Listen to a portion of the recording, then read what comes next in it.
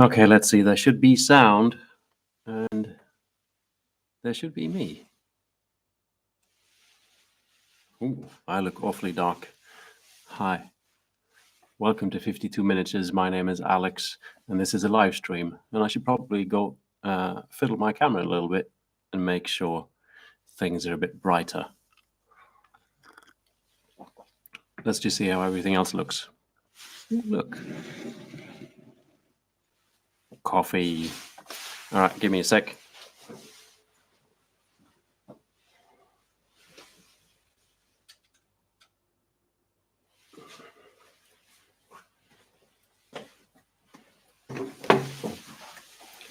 A little bit brighter.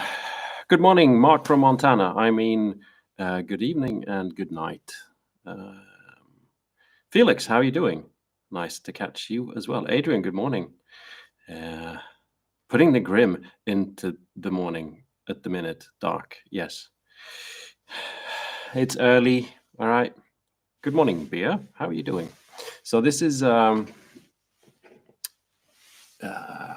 attempt at live streaming regularly, which is nothing I should be saying on the first live stream, because that means it's just never going to happen again. Everything will just explode. My live stream equipment will melt and all of that kind of stuff. But that's about the weird time of this live stream is pretty much, I realize this is probably the only time I can live stream. Weekends is difficult for someone like me. And so here we are. I'm also going to be keeping a specific subject, which is working on kitbashing miniatures for World War I, Weird World War I type games. So hopefully I can just sit here and kitbash a bit, and you can keep me company by asking me interesting things in the chat. That's the plan. Let's see how things go. Good morning, Mantas. And good morning, Daniel. It's currently 10 o'clock in the morning. In Sweden, it's a Tuesday. Felix is at work.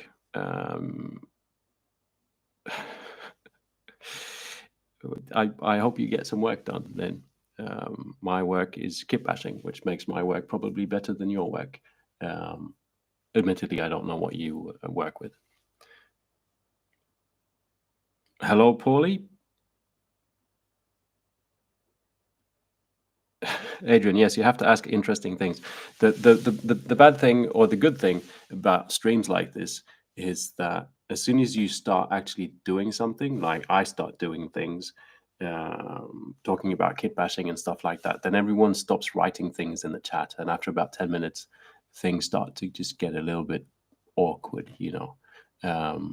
So if you're interested in anything, hobby-wise or not, please ask them. And I guess specifically about the subject. I'm kind of going to just keep going as if this is maybe something that people will want to watch in retrospect as well, not just a little bit of company right now. So I've got some miniatures. I have a plan. A bit of a strange plan. See, I've been looking into this game, which is called The War Transformed, for almost a year now. I've been working on I've been building a gaming table for it. To say that I've been working on it is kind of lying, because I haven't been working on it for quite some time. But I'm not really one of those hobbyists or YouTubers that believe in completion. I believe in letting the viewers down by never finishing projects. Not sure that's working out quite as well. But eventually I'm also going to be needing miniatures. And since A War Transformed sort of got released, we now also have a Trench Crusade thing happening. People are very into a Trench Crusade, which is a lot weirder than A War Transformed in a way when it comes to miniatures and stuff like that.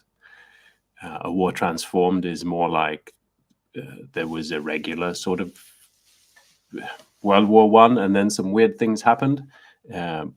but only a little bit weird, not like Trench Crusade, where the gates of hell have opened and the crusade has been going on for thousands of years, kind of a thing.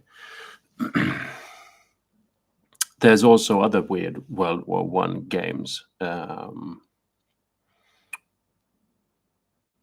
And I think, personally, the reason I'm interested is a chance to just make my own miniatures, regardless of what games these miniatures are going to be used for, and not buying or, printing already, themed miniatures. People are writing interesting things because I told them to write interesting things. Felix works with coding software, so yeah, definitely Kitbashing is a better job. Sorry, Felix. Daniel Beckman is wondering, are you only using Wargames Atlantic kits? Well, so here, my initial brilliant plan was, you're quite right, I've got, when I talked to people who were doing this kind of stuff, everyone was kind of recommending the Wargames Atlantic World War I soldiers. I've gotten the British and the German. The reason being, they're good-looking First World War kits in plastic. There's quite a lot of really fun and good-looking World War I miniatures in metal around. Not as much plastic, and plastic is just a breeze when it comes to kitbashing compared to metal. The other fun thing is that Wargames Atlantic also have other kits, like conquistadors or angry medieval peasants. And because these are all made sort of by the same company, they all sort of are of the same scale, and the kits are kind of built up in similar manners. And so I'm thinking kitbashing between these type of kits is probably pretty fun.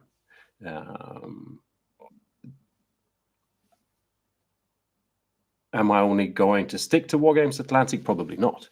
There's lots of other stuff out there that can be kitbashed in. But I figured this was a really good start. I've also actually, another reason is that Wargames Atlantic have what they call a forge, I think. No, the forge is some other company. Wargames Digital. I don't know. They do a lot of STLs that you can, so if you have a 3D printer, you can print things. So, for instance, here's my little bowl of corpses. Yeah, this is a bit mixed. There's actually, I think, some heads in here that are from this, for instance. This looks like a Saint Decent head. But this, for instance, is a Wargames Atlantic Trench Hunter print. This is Foreign Legion, I think. But yeah, anyway, I've just tried to print some things just to see how these kits line up. But in theory, they have a lot of digital stuff you can print, but the arms and legs or whatever heads just fit on other Wargames Atlantic kits. I think that's a pretty interesting concept, because it just expands your kitbashing possibilities.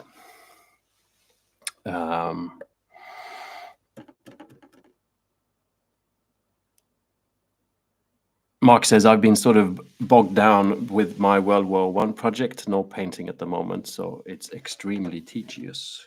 Yes, this is the reason for this stream as well, is just for me to actually get started with these things.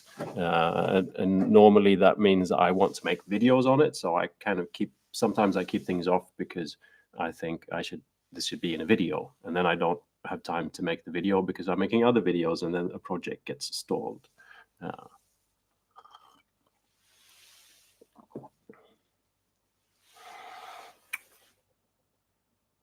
Adrian Giddings is asking for you, World War One kit bashes, how much are you thinking will work for multiple games, and how much this direction is cool in general or specifically for? I'm thinking cool in general, but it will probably have more of a authentic look and fantasy look. Like if looking at some of the stuff from, say, Trench Crusade, and it might as well be just more grim Warhammer 40k kind of stuff. Some of it isn't, some of it is, some of it is just very monstrous, or like that weird sniper fellow and whatever. Mine is going to be based around human beings to start with, and pretty much historical kits. I am looking for, I need a theme. There's actually something that bothers me with Trench Crusade that I don't know. No one's really, I haven't really seen anyone talk about it. And it's a pretty small, unimportant thing, probably in the grand scheme of things. But how am I going to put this gently? There's a small level of unimaginative stuff going on, which is weird when it's a very sort of wild and imaginative world. But I'm a little bit bored by the fact that it's heaven and hell and Christianity, Christendom, Islam stuff based in a way. Like people walking around with crosses is just kind of cheating. The symbolism is still so strong in our culture that it will resonate with us immediately. You know, you say like that the terrain things that you see people do, which is like an outpost that is the shape of a cross, is like in a way a stroke of genius, because it's like, you know, it's what is it? It's just a cross bunker kind of a thing. But because we're actually still, a lot of us, like Christians, and we've grown up with all this symbology, symbols are actually daily things we see. It creates a very sort of strong narrative that I think is kind of cheating a little bit. I also think the notion of hell is kind of boring. They've already done hell. Dante, you know, he already nailed hell. Bosch has already nailed hell. Why does sort of Diablo has to be reborn into a miniatures game from that perspective? Tiny rant. For that reason, I love A War Transformed, where it's more about pagan things and not at all as tightly directed as that. I can essentially just do any kind of weird that I want. I don't need to make people carrying crosses about, or like be inspired by whatever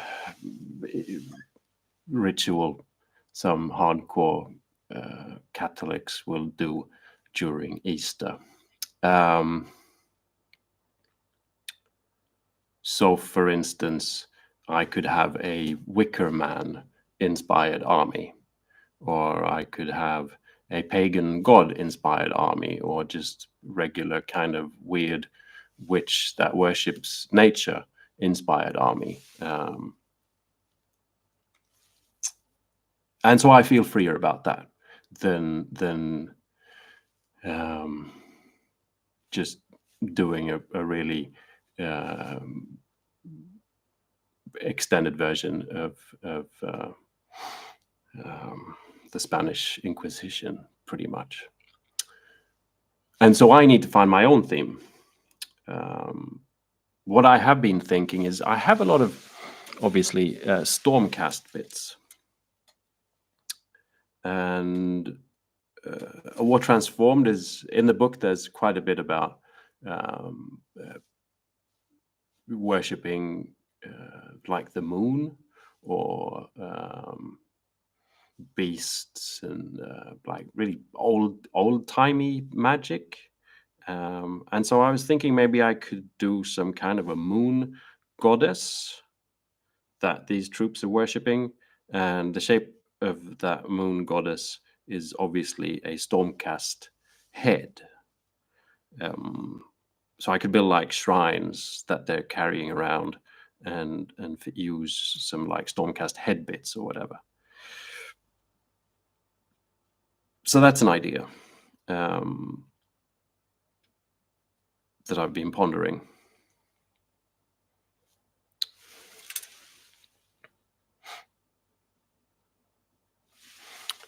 Getting back to the chat. Mark says, I need to buy some more of those Luftkrieg 1919 figures to figure the fog. Clear the fog. Yes, lovely miniatures, Mark. Mantas says, Mantas is talking to Felix about coding things. Great, sure. Adrian Gidding says, Wargames Atlantic also have the last war set now for Forbidden Storm game. Yeah, there's actually... this also started with the fact that when I was checking potential bits out, on Wargames Atlantic digital site, they had a weird World War I Kitbashing kit that was compatible with these guys. It was just head swaps, different arms, like with clubs instead, and weird stuff. And I thought, well, that's a nice soft way to start, and just see where things lead. And then when I started printing and everything, they'd taken that down. And I actually asked them, I was like, well, where is it? This was my plan. And they took it down because they're making hard plastic version of it instead. And because I asked, and they were working on it, they're sending me some of the sprue before it's actually getting sold. That's the perks of being someone like me. It's in the post, I think, in Swedish Customs. So I will be getting some kind of sprue that I don't really know the look of, with weird World War I things from Wargames Atlantic as well.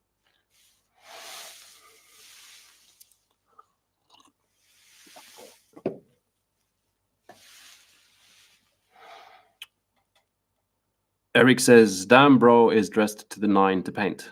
I don't know. This is just my normal clothes. I'm not a t-shirt kind of guy, really. But please go buy one of my t-shirts in the merch store on my website, if you like t-shirts. Earl says, I feel the same way about Trench Crusade. It's probably fine for kids that are into metal, but it's a bit boring to me. I mean, it's not. I think the aesthetic is really cool. It's just,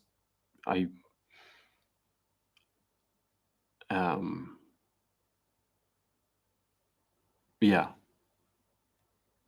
It felt like an easy way out of just strapping a cross on someone's back, and then saying it's weird World War I.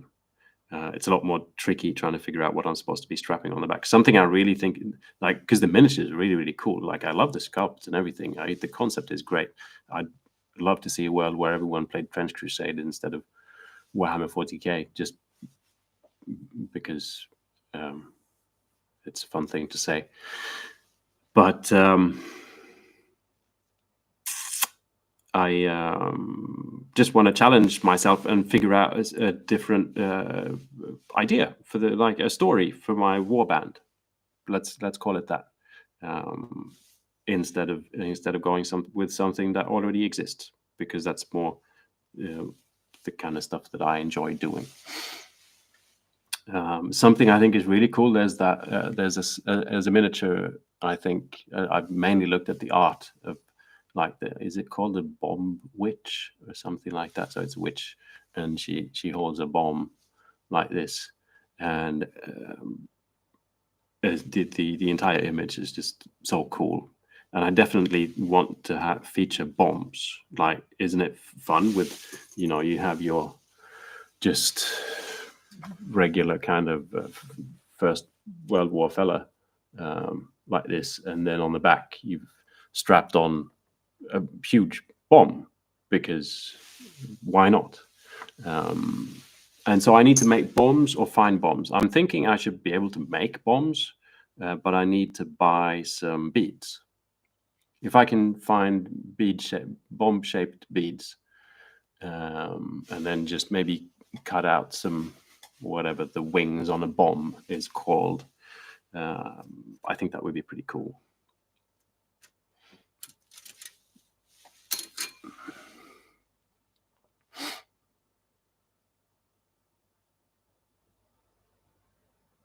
Adrian says, makes sense, more space to play with the ideas of your own. Exactly. So I'm not, in a way, trying to say anything negative about Trench Crusade. This is more about me. Mark is getting some cavalry from Wargames Atlantic, which is cool. Yes. My biggest problem is I have no idea what kind of troops I need. So I'm essentially just going to start kitbashing anything just to get going. And then afterwards, I'm going to worry about what is this. I know for any war game, essentially, you always need troops. In a War Transformed, all factions are entitled to just regular troops. And, any weird World War I game will just need soldiers. So I'm just going to start making some soldiers.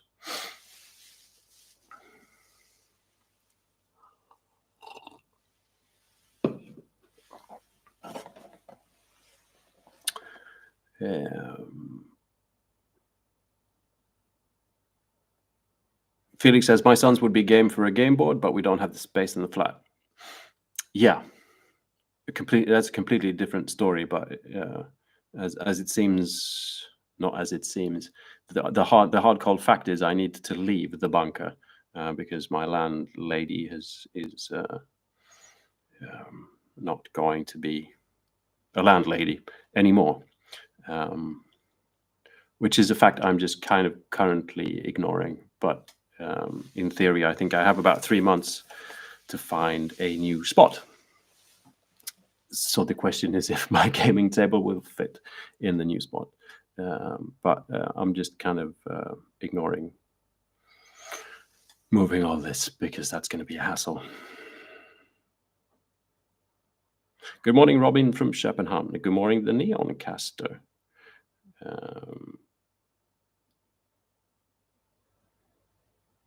Hope you're doing well. Okay, so I'm going to open up one of these. Let's move the Stormcasty fellas out of the way. And I'm going to... I should change a lens because this is too... Just give me a second.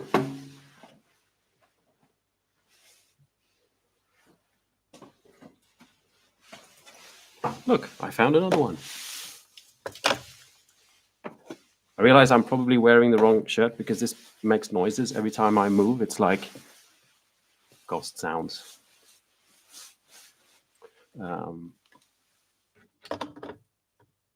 Oops. So I'll change my my sound effect outfit.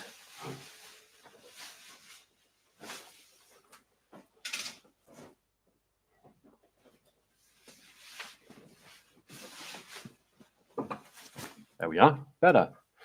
Okay.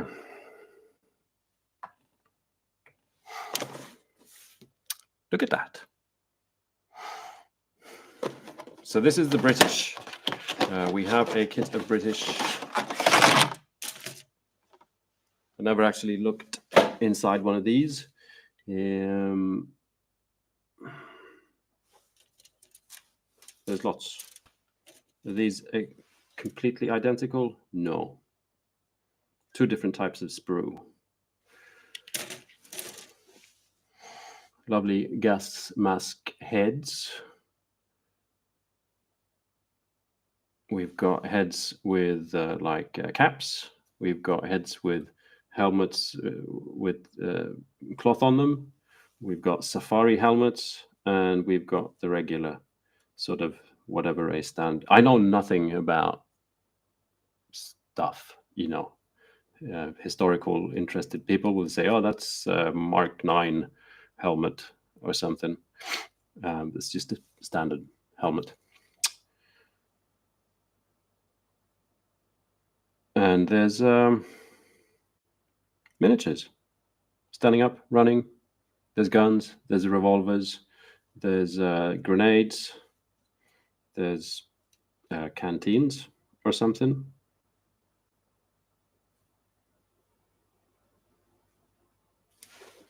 And the others, are we sure they're not? No, they're identical. They're all identical, right? Yes. No, I'm getting confused. What way is what? Right, wrong. Yes. So every sprue is identical, but with plenty of options. Essentially 5 different bodies. And then options. So what I want to try and do as an experiment is get out some of these peasants. We'll move the Germans out of the way for now and get me some peasants. So I only need one of those sprues to start with.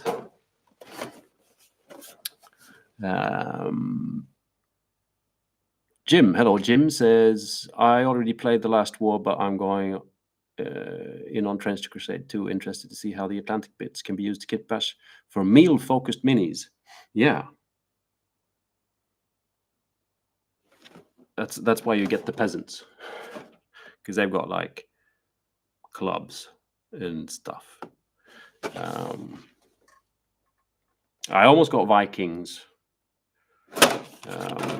But I didn't. Let's see what the peasants look like.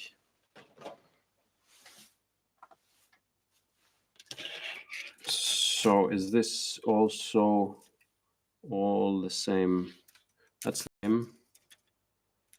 That's not the same. That's arms and stuff. That's also arms and stuff. So there's more arms. This is the same. This is the same, and this is the same. So there's one sprue for bodies and one for arms.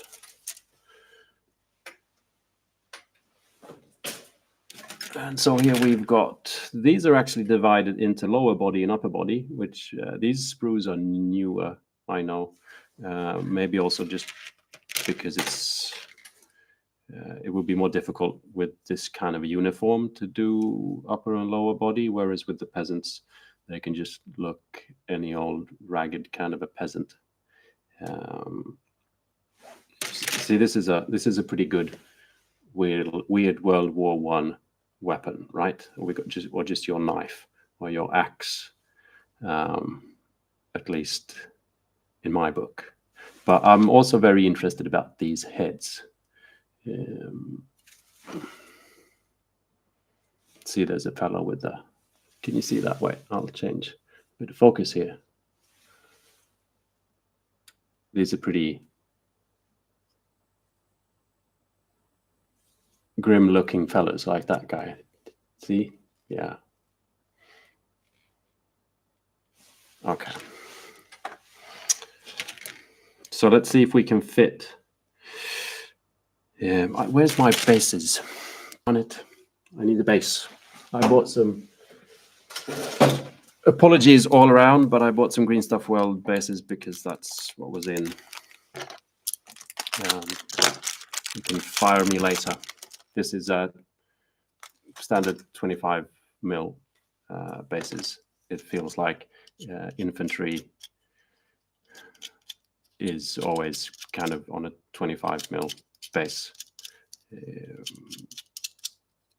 So I'm going with that.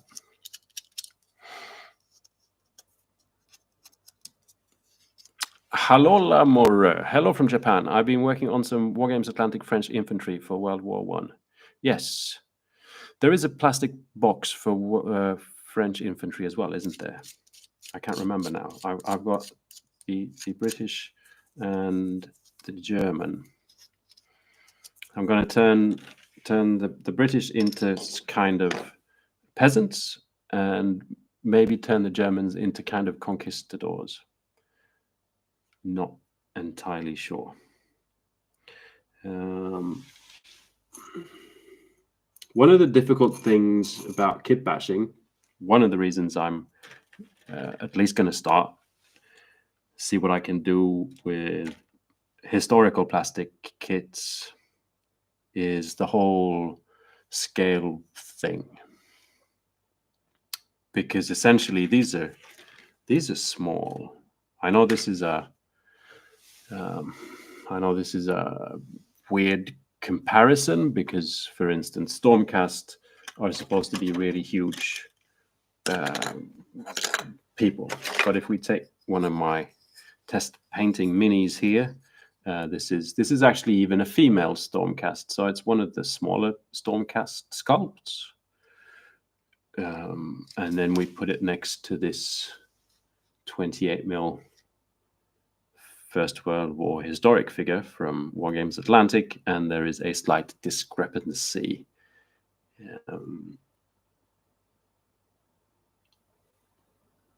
And this kind of happens. And that's one of the more difficult things with kitbashing. So, for example, I did print quite a few heads from Saint Decent, because I think she's a cool lady and she does awesome sculpts.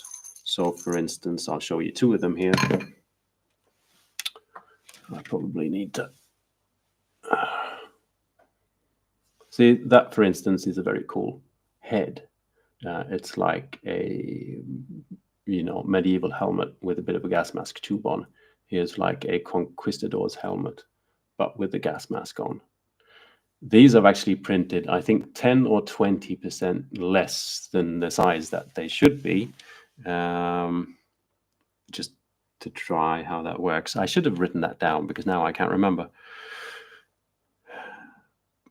But these are sculpted like to fit like Space Marines, or but not necessarily Space Marines, but something in maybe the Warhammer world. And everything in the Warhammer world, for example, is larger. Whereas this is more true 28mm and things are smaller. So when you start sort of wishfully wanting to have Death Corps of Krieg kitbashed with historical things from Wargames Atlantic, things can be more difficult. These are also what you would want to call true scale, which again, if we have a look at them, means weaponry and such is not exaggerated. The size of the hands is not exaggerated. It's kind of like you have a human and you try and just shrink the human into a miniature size. If we have, I've even chopped this Stormcast's weapon off because I used them on other things, but that's a really chunky weapon, and that's just one of the less chunky weapons compared to this rifle, for instance. Just the size of the hands, stuff like that. And what you see in Warhammer, for instance, is called heroic scale, which was even more exaggerated, like in the 90s and stuff, where hands are really big, heads are really big, weapons are really big, and so you can essentially have a miniature whose hands and head is larger than the torso sometimes in some of the sculpts. This is not so. So mixing between historical kits and like fantasy or sci-fi gaming kits can be a little tricky.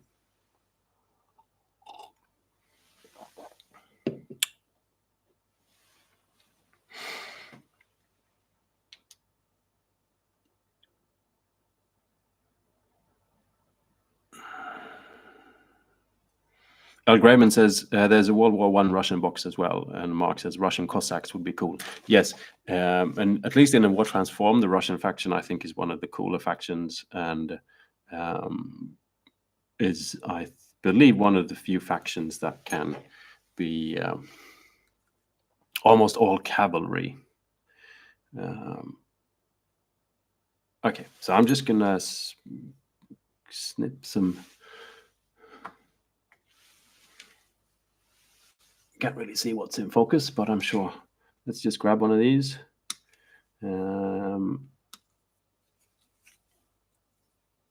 Standard fellas.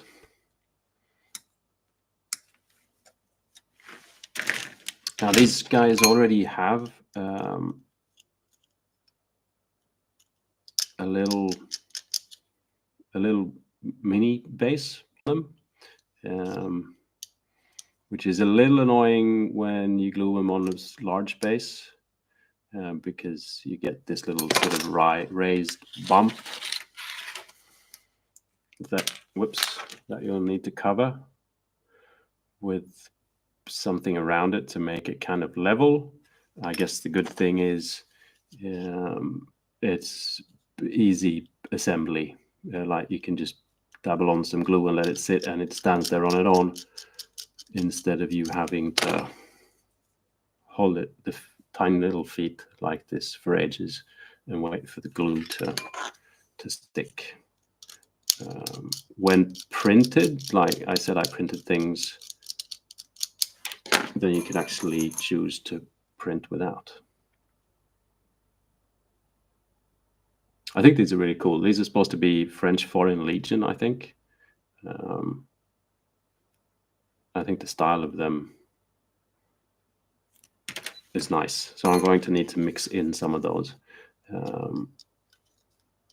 One of the big issues is trying to get these kind of fresh looking troops looking less fresh.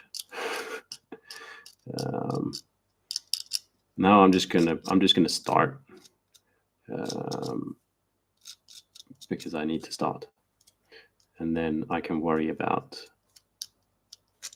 what things look like in a little bit.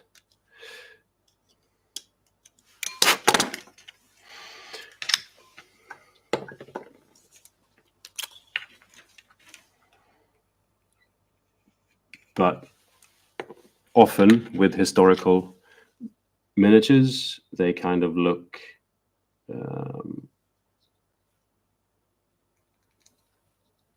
there's a fella.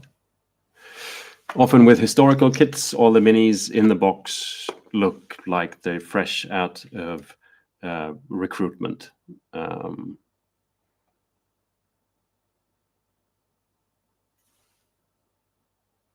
Which is, you know, something I can miss from historical, from like fantasy or sci-fi miniatures. Some of them look really worn and torn and have a bit more character.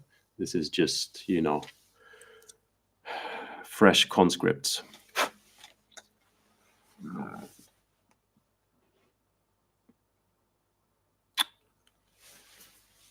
Hello, Lamora says, I'm doing most of my War Transformed stuff historical, only a few models, units weird. I want to use the army as much as possible for lots of games.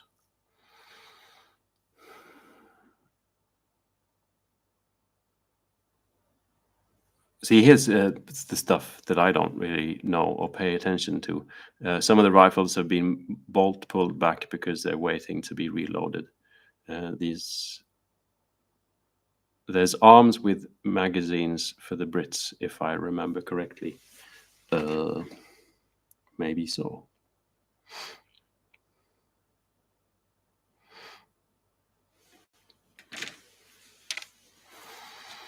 Corvin says, I always cut the little army man bases off and leave my Wargames Atlantic figures looking like they're wearing platform heels. Yeah, I think I'll just go with this. It feels simpler, and I'll just use some green stuff or whatever to fill that later on.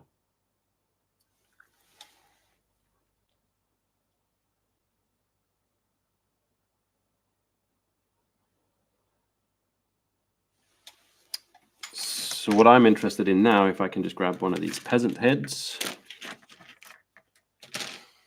And I probably should have checked that before I glued things on. Let's go for this one.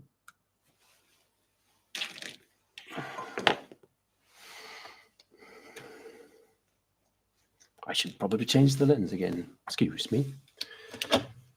I could have a zoom, you know, that'd be handy, but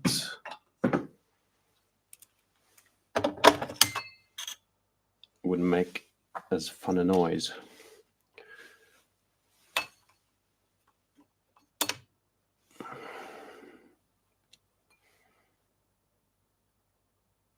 So yeah, that's a pretty good instant kind of a fit, sort of. Looks a little bit weird. I should probably cut a little bit of the throat off.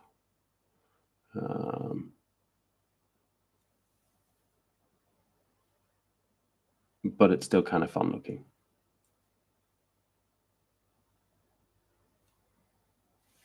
Obviously, the gas mask thematic is the most fun thematic, like this.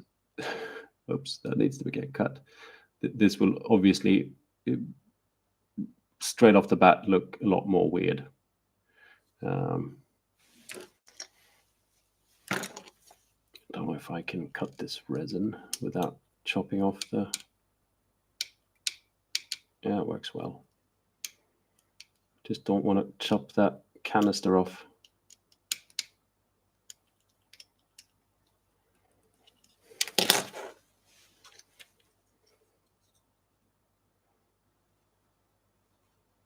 Still needs to be fit that in a bit better.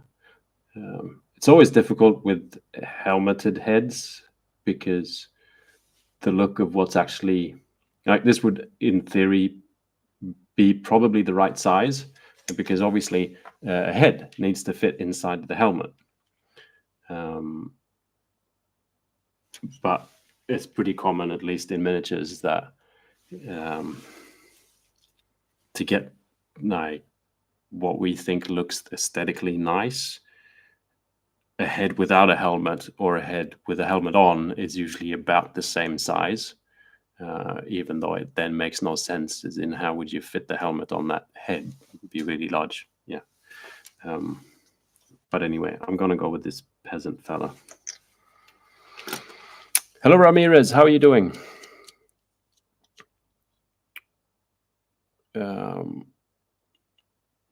Mantas K, how are you? Asks, World War Weird, are you building for Trench Crusade or just a general vibe? Let's call it a general vibe then.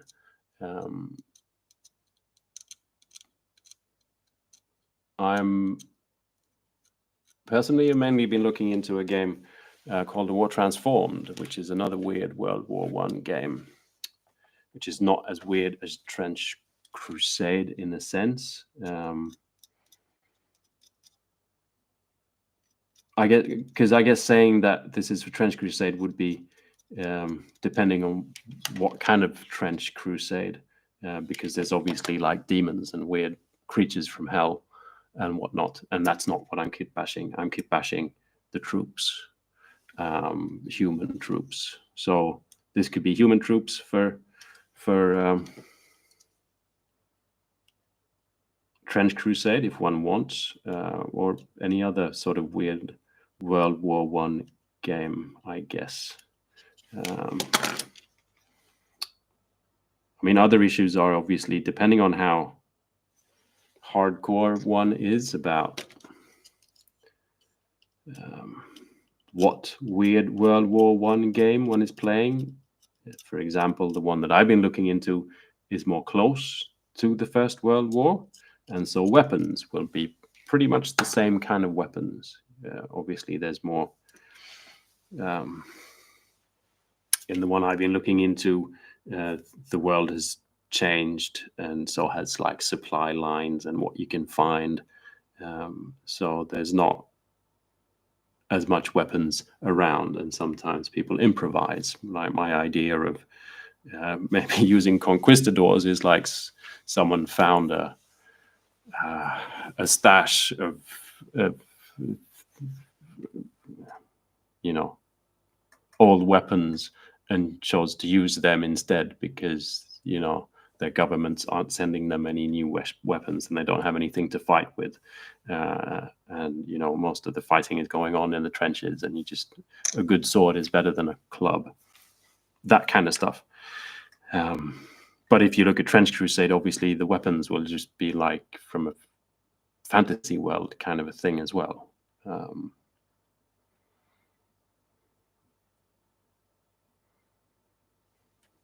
But the vibe is just weird.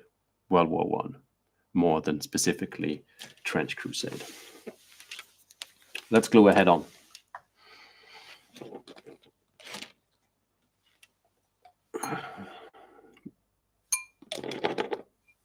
One of the great things about kit bashing with plastics kits as well, like this, is that I can use plastic cement, which I prefer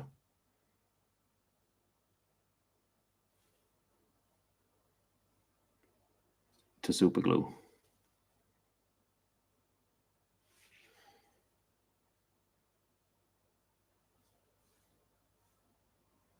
For some reason, it just makes me comfortable knowing that all the bits will stick forever.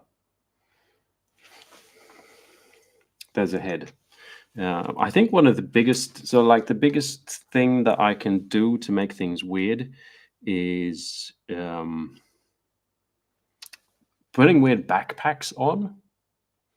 That is stuff that you wouldn't have. So like shrines is one thing. Carrying around a shrine on your back will definitely make you look a little bit weird. You can also be carrying bombs around, because that's not something you normally do. That's more like a scavenger kind of a thing. You're like out there and, oh, look, there's a bomb. Let's take it home and see if we can use it and build something.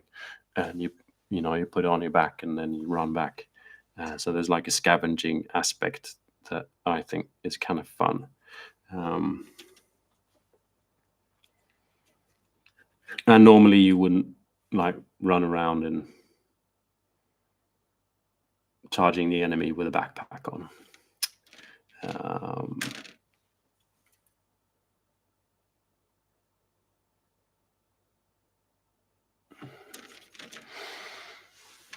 That guy in the sky says, unusual time for a live stream, ? Yes, this is the thing. Hopefully this is the new thing, which is an unusual time, but I've, for the past 3 years, I think, maybe, tried very hard to do regular live streams, and it just never works out because I've adapted myself to trying to do live streams when people are most available, which is like, I live in Sweden, and so to get a US crowd in, I should be doing it in the afternoon, because then at least the US crowd has had a chance to wake up. And it should be a day when people are not working, which means weekend. And spending my 4 or 5 o'clock every Saturday or 4 or 5 o'clock every Sunday streaming just doesn't work. I'm not a person who has that kind of a regular life where I can say I do exactly the same thing on every Sunday, and so thus I can time in a live stream. That's not me. And so instead I've not been doing live streams much, and I really want to do live streams. So now the option is to try and do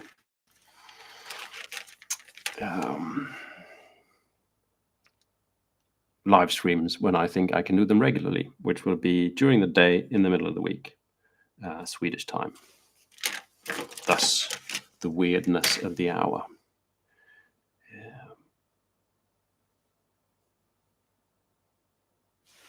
So I know there's a revolver here, but it's probably not a left-handed revolver, because that would be fun. No, darn it. It's a right-handed revolver. There's a cool grenade, though, that can be maybe left-handed. I'm wondering if I can have a medieval scythe kind of a thing and then a grenade.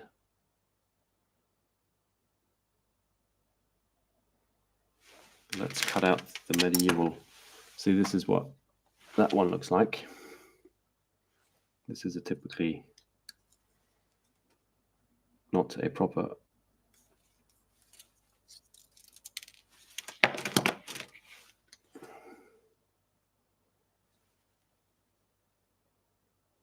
watch out for my scythe. And then I want a grenade in the other arm. The question is that possible?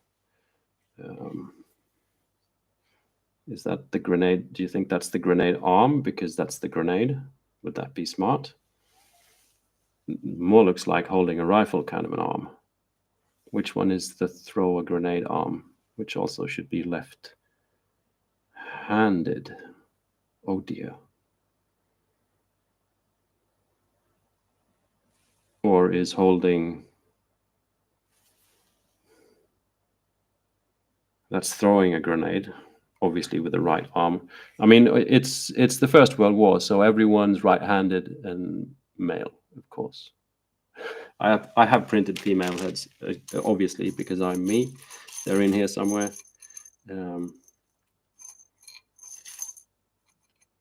My army, of course, will have females, because I'm me.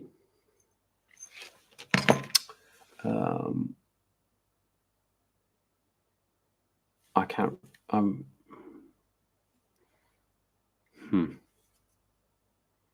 This is going to look weird. So he's just holding a grenade, I guess.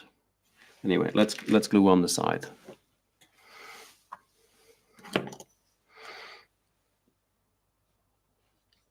Roberto says sickle and grenade combo looks promising. I mean, it's all about more about looking the menacing look than the actual efficiency in war.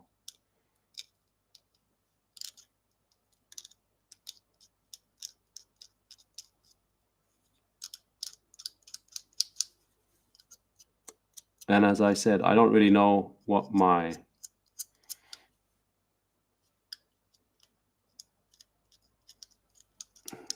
in theory unit loadout or whatever is going to be.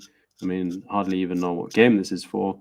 And so is it totally just going for, that looks a bit fun, rather than being correct.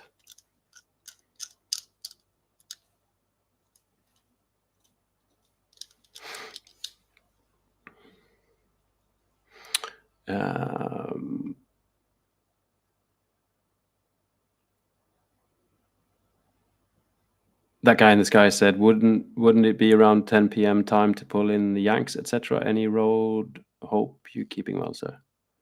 I hope you're well as well. I think I explained the thing.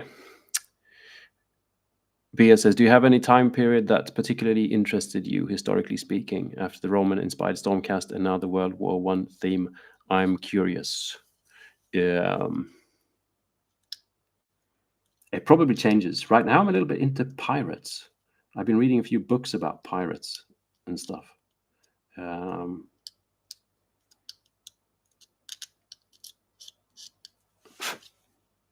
of a fun and weird thing, like the whole system of, in theory, kind of being the only democracy about at the time was what happened on a pirate ship.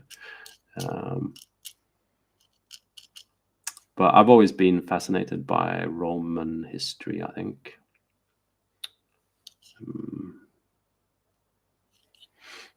It's probably the one that's on the up top.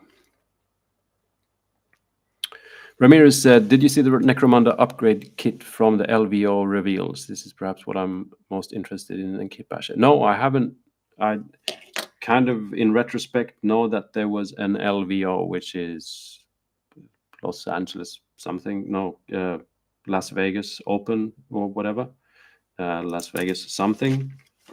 I kind of feel out of the loop completely when it comes to Games Workshop, and when it comes to sort of that whole American convention scene.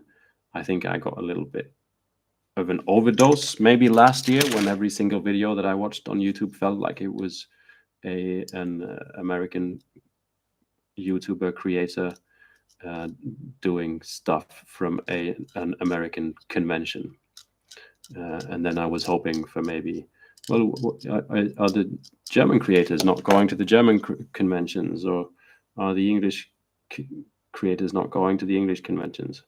I don't know. I'm just being grumpy. And so I haven't been paying attention at all, and not to the Games Workshop releases either. But obviously Necromunda is the best looking Games Workshop game. And if there's bits for Necromunda, that does sound rather promising.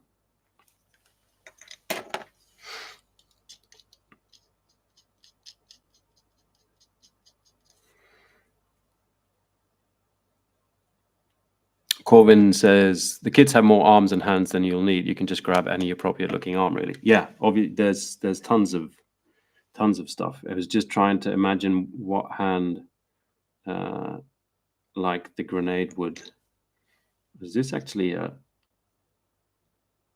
No? It's a classical kitbashing mistake. You go, wait, that looks better because it'll be like swinging and then you look at the hand and go, no, wait, that's the mutation. That's the mutated game. I'm having a bit of like, what's he doing with this side? It's like just pointing it, or is he raising it above his head? Maybe he's an angry peasant. It's very difficult to know what he's going to be doing. Or he can just be pointing it down, which is a bit more menacing. Like, I think we're going for the menacing look. The raised above the head looked a bit too much like an angry peasant.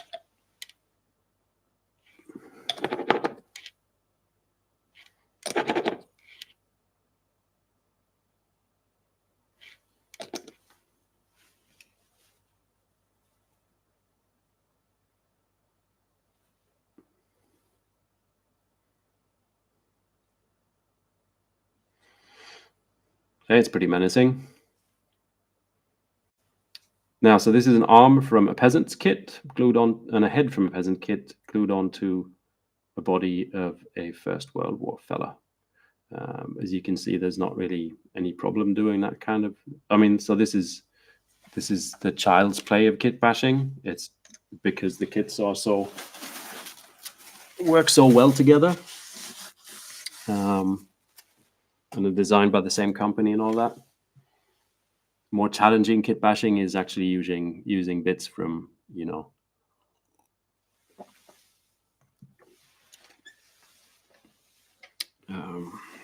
different companies and stuff, different scales.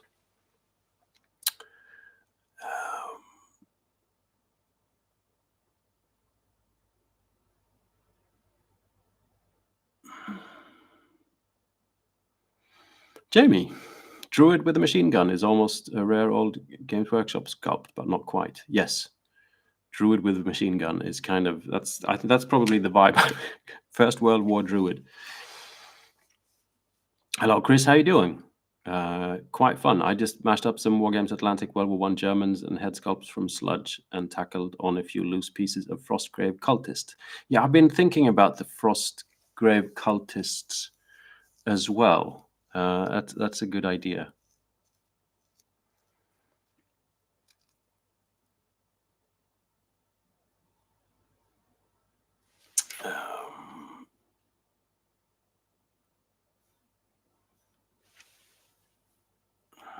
Richard says, book recommendation, you might like Hollow by B. Catling. It follows 3 interlinking stories inspired by the works of Anonymous Bosch. I've never heard of it.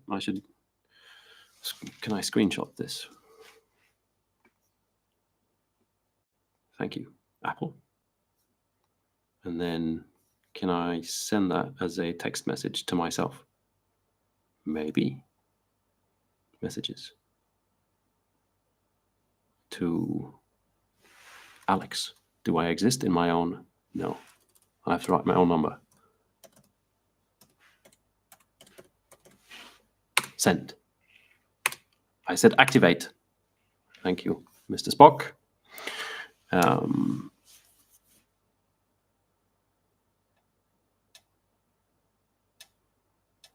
Coins Tabletop says, could cut rotate the sickle to be pointing more at someone. Yeah, I'll work with this. I'm a bit allergic to doing that smaller cut and then re-glue that, and it'll just fall off and be fiddly, and yeah. But now we're going to need, he needs a grenade. And so he also needs a left arm holding a grenade. Do you think they're smart and they put the left arms? So that's like left arm in theory for a rifle. You can see the mark for the rifle there. But they all kind of look like that.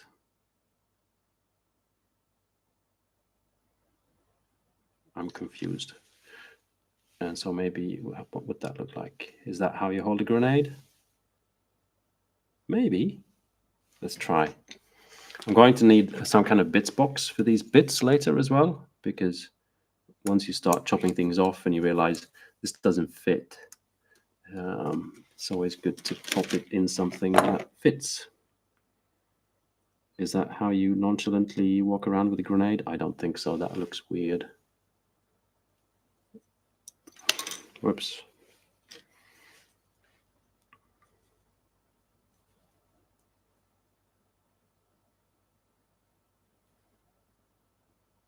I mean, it could work. Seeing as we're doing the menacing look, that'd be like, you know, hold it, laddie. I'll chuck my grenade. Will the grenade fit into that? How will that look? A little bit strange, but let's just do it.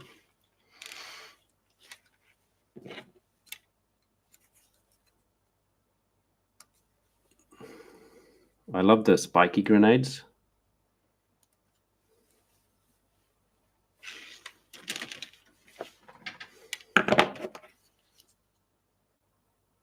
It's like a fail-proof grenade. If it doesn't actually activate and explode, at least you can, you know, hopefully hit someone's face with it, and they go down regardless.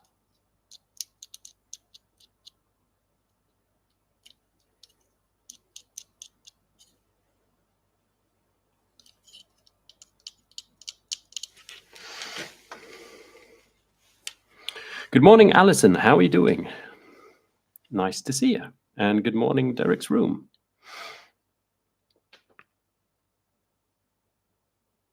Will, creator of Last War here. I love using the wargame stuff with other bits. They can be sometimes a bit smaller though, so take some work. Hello, Will. Nice to meet you. Yeah, that's exactly what's going on. I've got a peasant's kit. This is actually, I think, a relatively new kit. Where's the box? Here we are. Peasant Levy, which feels suitably sort of, especially the heads and the weapons. I think my next is going to be trying to using one of the bodies, but putting on gas mask and rifle instead. So doing the alternate. But good to see you anyway. I think the worst bit about kitbashing is really eagerly wanting to glue all the bits together, but patiently having to remove little mold lines and stuff before you do. So it's been about an hour, and we've glued together almost one miniature.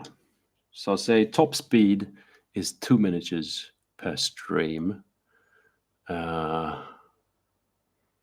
means like 2 units in 10 streams, and that's 10 weeks. It's going to be a lengthy series.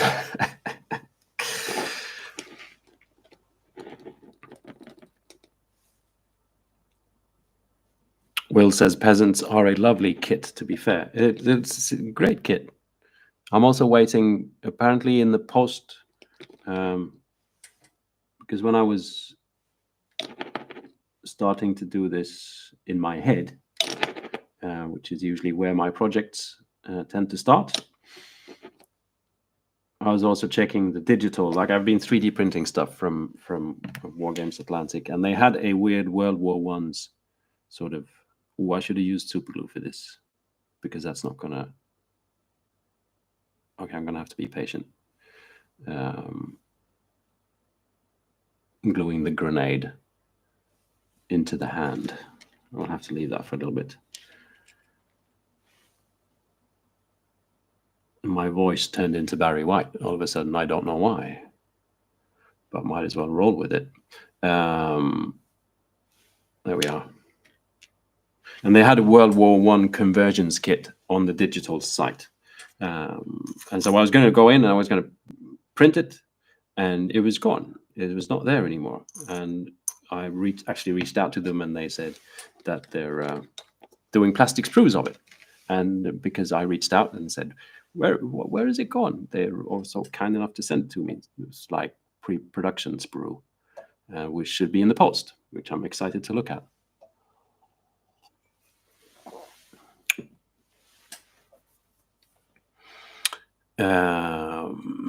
Jamie says, can you make the armaments look pagan? A wreath around a stick of TNT or some Roman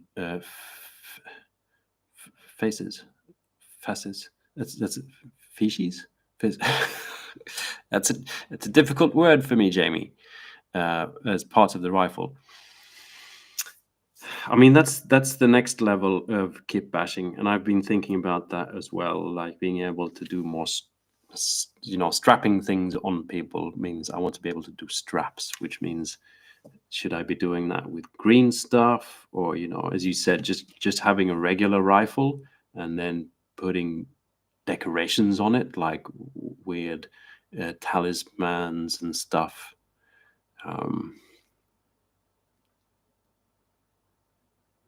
I really need a good sort of suitably pagan source of jingle jangle.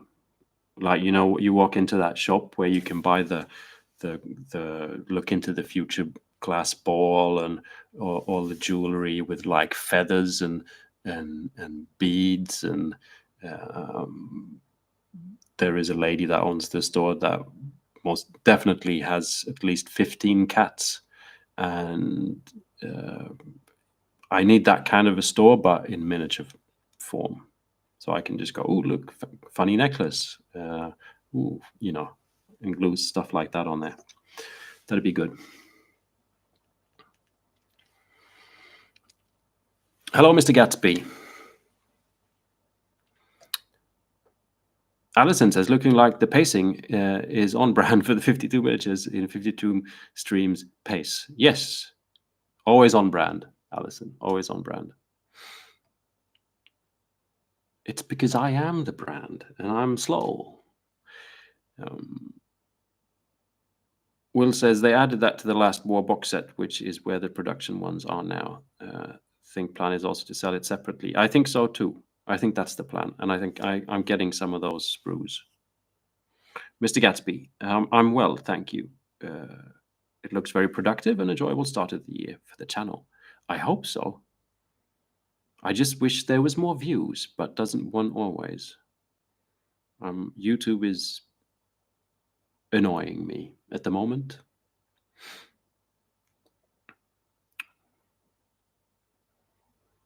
Alison says, good to see you during work hours. Yeah. Are you in class, Alison? You're like on the phone? Whiteboard, live stream? No. Frostgrave Wizard Sprue has a lot of cool stuff. Frostgrave Wizard Sprue. That's a good idea. Let's have a look at the Frostgrave Wizard Sprue. Why haven't I... Wait, can I... Here's a... With risks of like completely shutting down the entire stream because of fiddling with cable management midstream. Can I do this?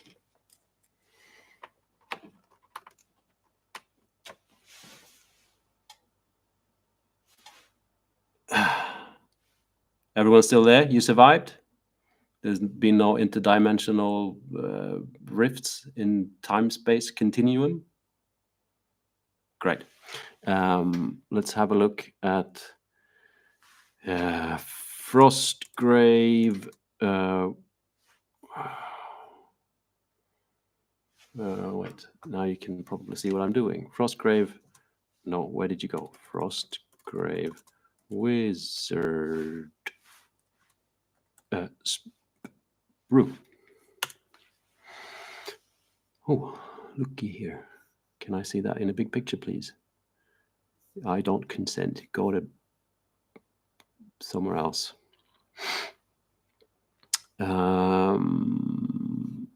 Oh, I see weapons and knives, books,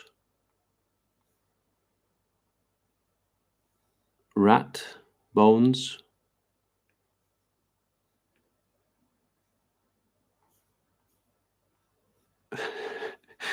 I think I need that head though.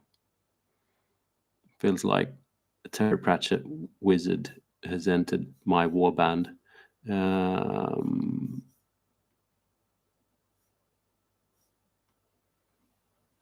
Is this the same one or another one? It's the gingerbread man. All of this kind of stuff is kind of funny. Just doing weird things with the arms is fun. The clubs are fun. Yeah, maybe I should get one of these. There's good heads. I mean, just the fact that there's... Oh, this is the ladies' version. I need... Look. Old lady as a First World War soldier. Okay, so I need the Frostgrave Wizards 2, at least. That'd be fun. A clearer look at whatever that is. Soldier sprue for Frostgrave. Okay. So maybe, and there was cultists as well. Someone said something about cultists. This is demon sprue. Okay, so I should look a bit at, on the Frostgrave stuff. Order some Frostgrave stuff. Thanks for the tip.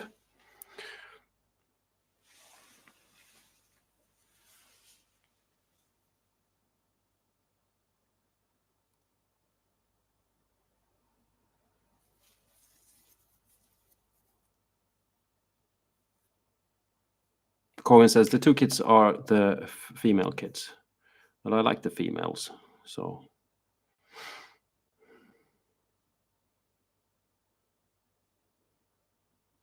Mr. Gatsby says, I hope YouTube starts to behave properly in terms of views and stuff. Yeah, we'll see. It's just changed. Sort of more to the point of being, I don't know.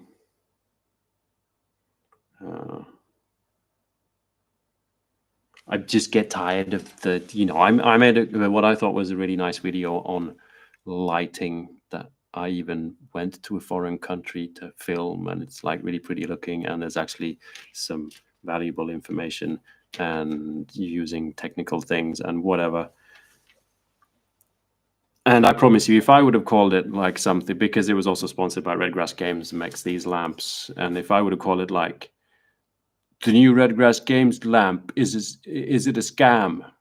And then a picture of me like pointing at the lamp with the word scam, I would have got probably a lot more views than what that video did get. And that entire just climate really bores me.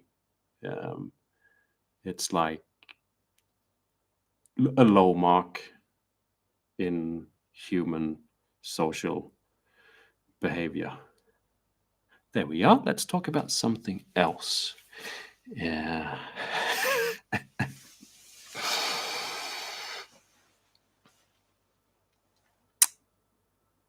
Mr. Gatsby says, any chance you'll visit Spain at some point? I don't know. I heard that Spanish people are really like throwing things at tourists right now.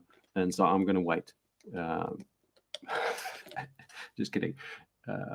I mean, no, I'm not kidding. But I don't know if I'll be going to Spain. I don't really, to be honest, I would love to travel more, but I honestly am not. I like to do like YouTube and stuff, and to be honest, that's not really. It's not really a monetary venture. You know, I'm not making tons of money, and so vacations don't really tend to happen abroad. Like I did film that thing recently, like the Red Grass Games video in Greece, because that meant I could, buy the tickets as a expense and have like go swim every afternoon in the Mediterranean, because I can't really afford to go there as a regular holiday. And I'm not whinging here. This is my own personal decisions and stuff. I'm the one here sitting, having fun, kitbashing, and telling people it's sort of my job. Yeah. So if something happens in Spain and I get invited because some company wants to show me something or whatever, then I might go to Spain. Otherwise, probably I won't. Look, that's fun, is it not? Now he needs a backpack or some kind of a shrine. There's something I'm a little bit surprised of with these miniatures. I don't know if you can see it. But right down here, it kind of looks like layer lines from something 3D printed. But these are not 3D printed.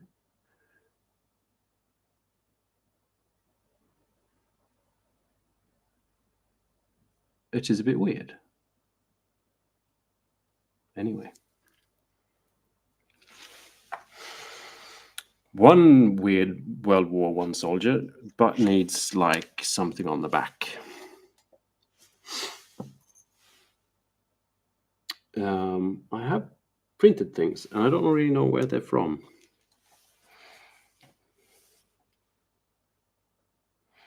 Elle says, Frostgrave Ghost Archipelago crewmen have some grizzled and gnarly men's heads with beards. Also, Frostgrave tribals have native-looking stuff you can purpose for pagan bits. Maybe a visit to Corvus Belli headquarters would make sense. Maybe. They seem like nice people. Corwin says, not sure which hand is more threatening. Indeed. By the way, people watching, please press the like button. That means more people will see the fact that this stream is live. Now, there's options for the backpack. Let's have a look here. So one thing is, what I'd like to do is build a shrine that this fella can carry around, and that'll extend the build of this guy, but maybe it's worth it. Otherwise, here's like something I printed. Don't really know from what kit, but it's just like sleeping thingies. This is really cool. I don't actually know.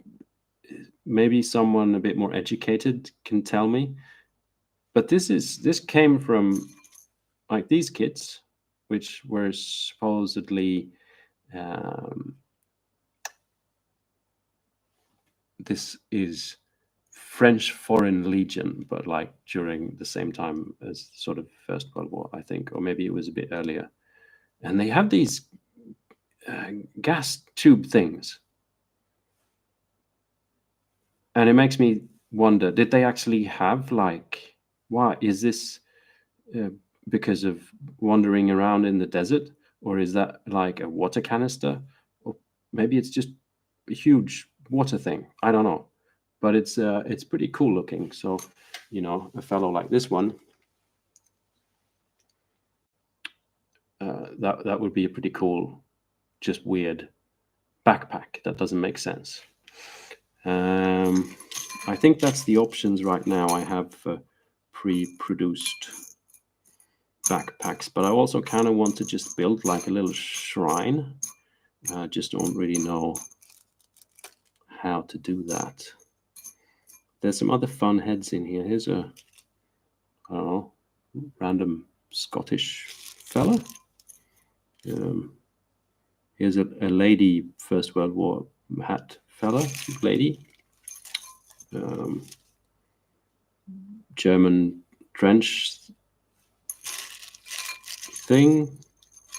And then there's all the Saint Decent things. Here's a bandaged guy. I love this one. It's just got bandages all over the head. Anyway. So if I would build a backpack, shrine, tricky. Don't even know where to start. Tubes for the spice, says Jamie. Alison says it could be a holy water thrower. True. Lord Biscuit of the Tossable. Hello, I hope you're doing well. Paulie says those lines are probably flow lines from the injection molding process. Probably. I wish they weren't there, but there we are.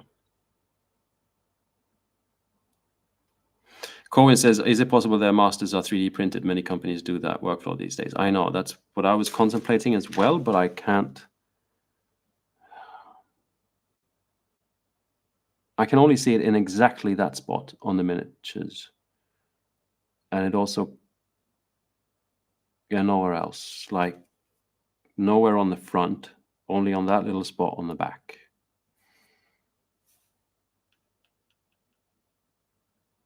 So I don't actually know. But you could be right.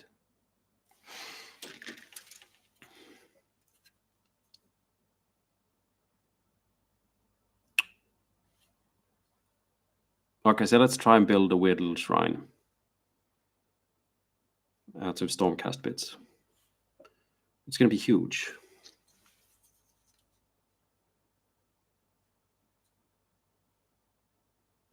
And weird. But why not? So I've got clubs here. This is Liberators, old Stormcast Liberators. I'm thinking if I use these clubs, and build like a frame of some sort.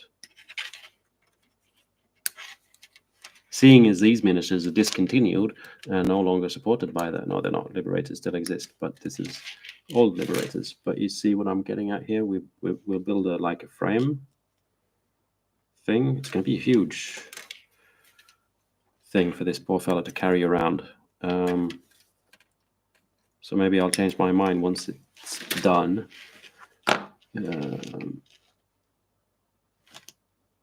But something like that, and then we can put a Stormcast head or something in the middle of it, and maybe look, here's some shriny bits.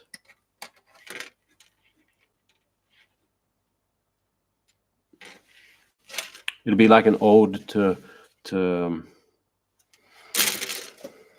my discontinued army. There's some cool, I really like these heads. That looks like a moon goddess, doesn't it? If I would be worshipping a moon goddess, I wish it would look like this.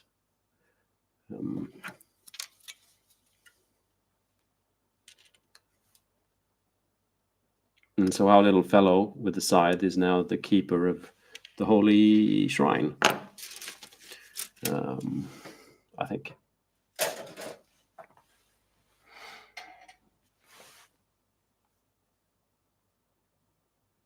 Some chariot wheels for a mobile altar. I mean, it's something for the back of this fella, I think.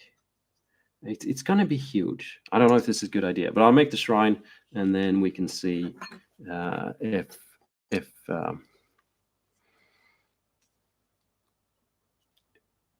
I've been exaggerating things. Because it's probably a bit overkill for just, I mean, as a regular troop, you know, this fella could be done. He could get some gas mask stuff, maybe just hanging on him. There's some bags from the kit and a backpack. But I'll do the shrine and we'll see what things look like.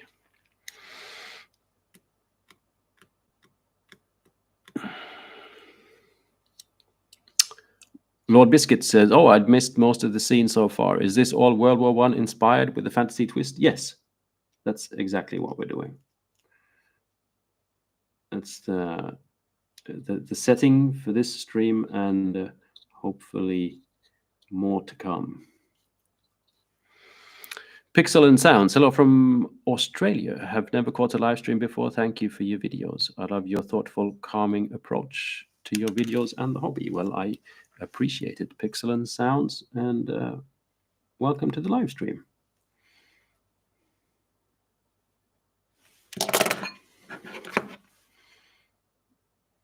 I usually don't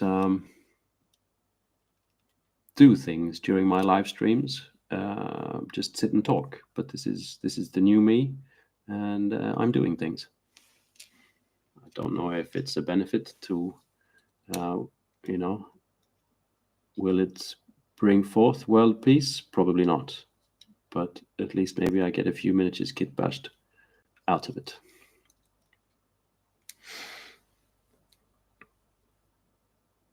Jamie says, could you green stuff sculpt animal masks for people? The more rudimentary, the more folk horror.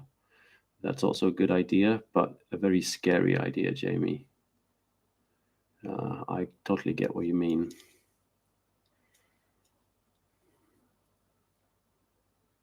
But very scary to sculpt something that maybe should look like it would fit on a face, and not just be a blob of green stuff.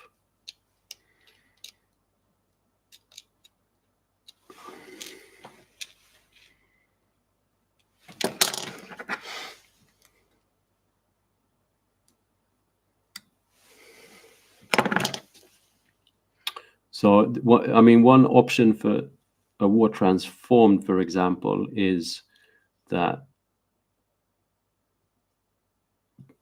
because the world has, the face of the world has changed. So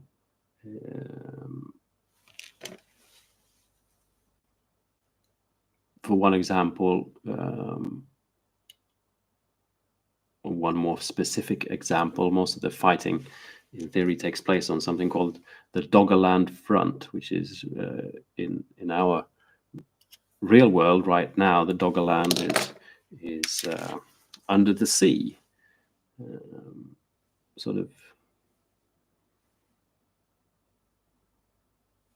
out there somewhere, kind of like drawing a straight line from sort of Denmark towards Scotland or something or whatever. And a bit out there in the ocean, you've got something called the Doggerland.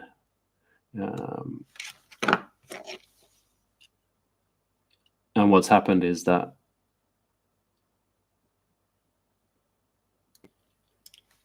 the seas have receded and the fronts of the First World War have expanded out into this sort of what used to be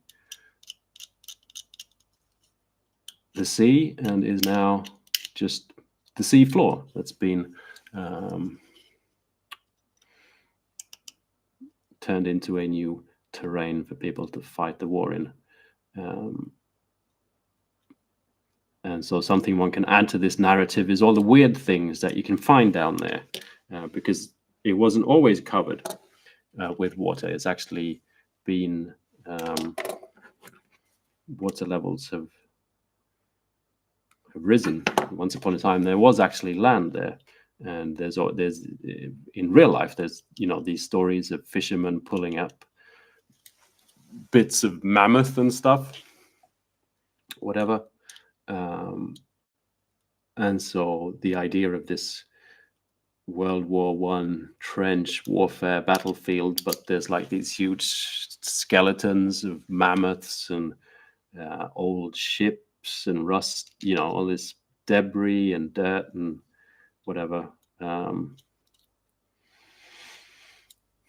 And so obviously one could be finding like holy places and stone ruins and stuff from ancient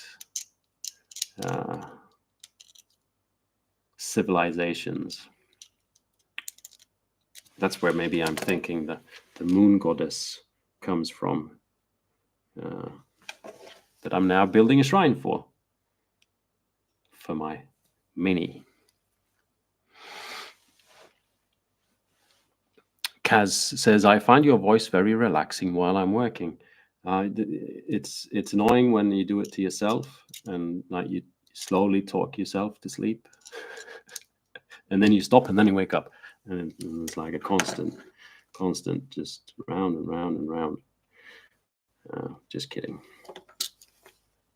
I'm glad you're relaxed, Kaz.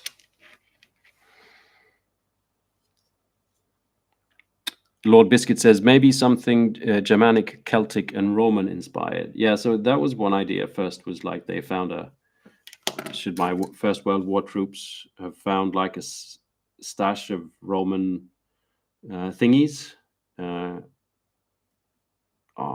This was good, but I'd ruined something. Wait, no.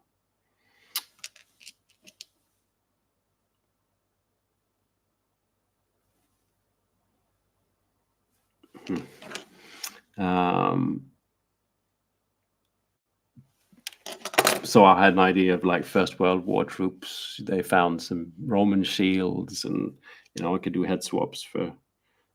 But it felt like, nah, maybe something else. And then I haven't quite figured out what it could be. So one of the ideas, if it works out, is maybe that the Germans will also be conquistadors because they found a sunken, for some reason, a Portuguese ship or a Spanish ship went the wrong way and they drowned in the North Sea. And some German soldiers found all their stuff and went, woohoo, fresh supplies. Everyone changed their helmets. And yeah.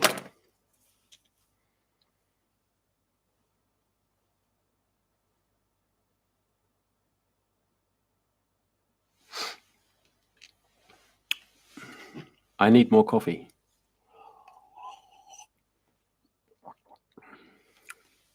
Jamie says the Victrix Ruse and Viking kits have some pagan-looking dudes. Yeah, the Victrix kits are great as well. Very nice plastic.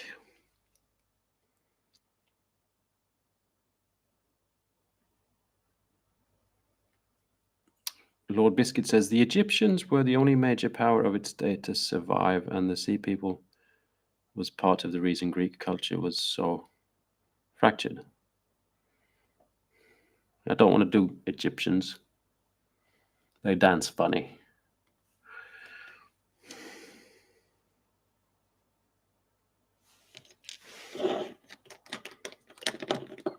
Or walk funny. Is that not it?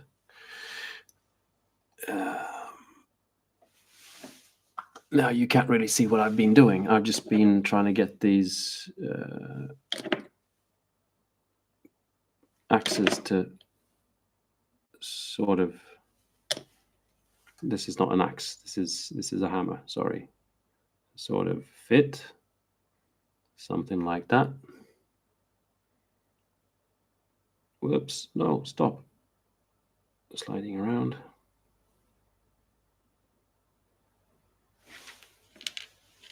And then I should do the same. And here you was thinking you'd see a stream of someone kitbashing World War bits, and instead he's doing something with hammers. But it's kind of starting to look like a bit of a reliquary shrine kind of a thing, don't you think? And then we put that head in there and stick it on this guy's back. Maybe. It's a bit big. But, why not?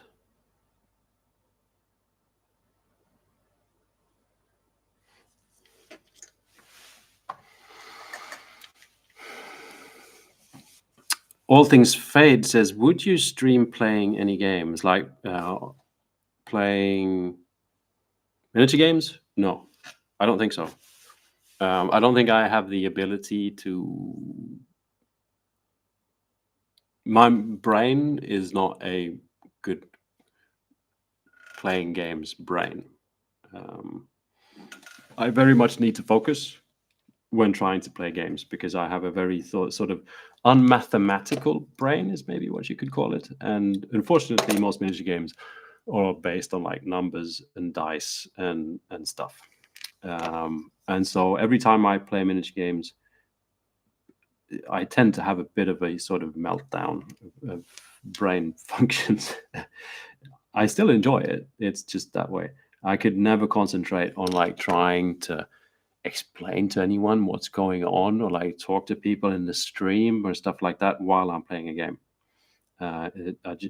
It's just not mentally, physically possible, I don't think. Unfortunately.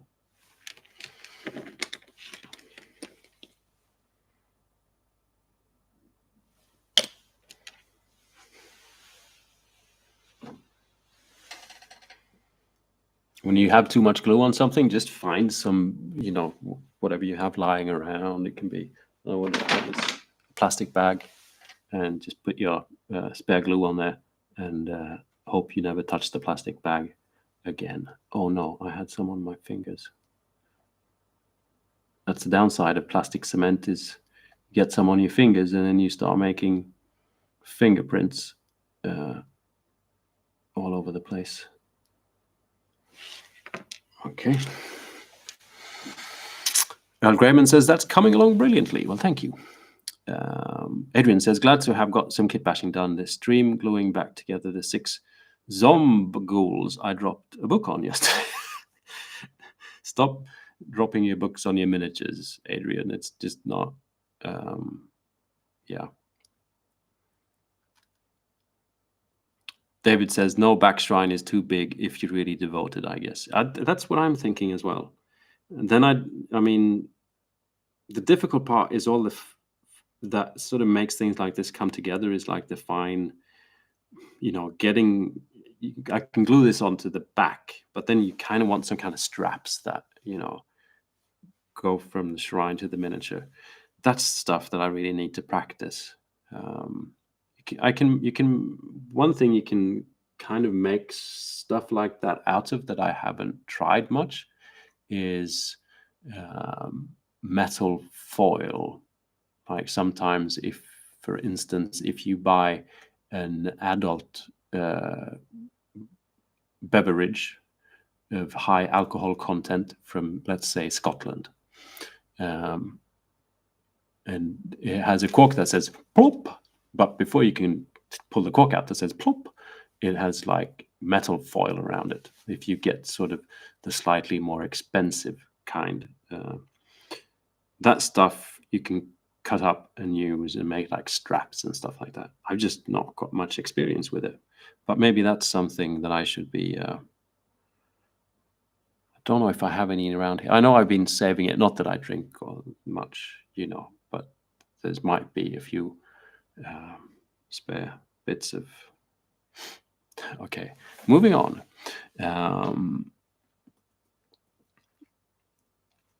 All Things Fade says, okay, I get it. I tend to lose focus around turn 3 of any miniatures game. I lose focus of page 1 of the rulebook. Paulie says, the size look good for a carriage shrine. Could use plastic card to make the straps. Like melt the plastic card a little bit with some heat. I'd like to make them bendable, maybe, yeah. Ian says, Alex is thinking of the Spanish Armada, which sailed to England under Elizabeth I's rule in 1580 and came up from Spain and Atlantic Ocean along the English Channel and were attacked along the coast. That's the one. I forgot about that. It actually happened, didn't it? Didn't go so well for them.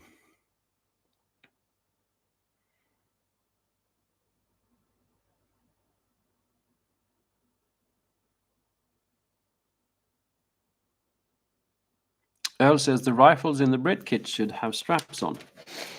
You're right. That was a marvelous idea because there's still so many guns.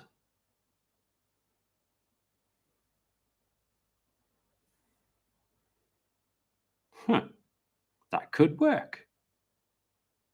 There's also straps on the look.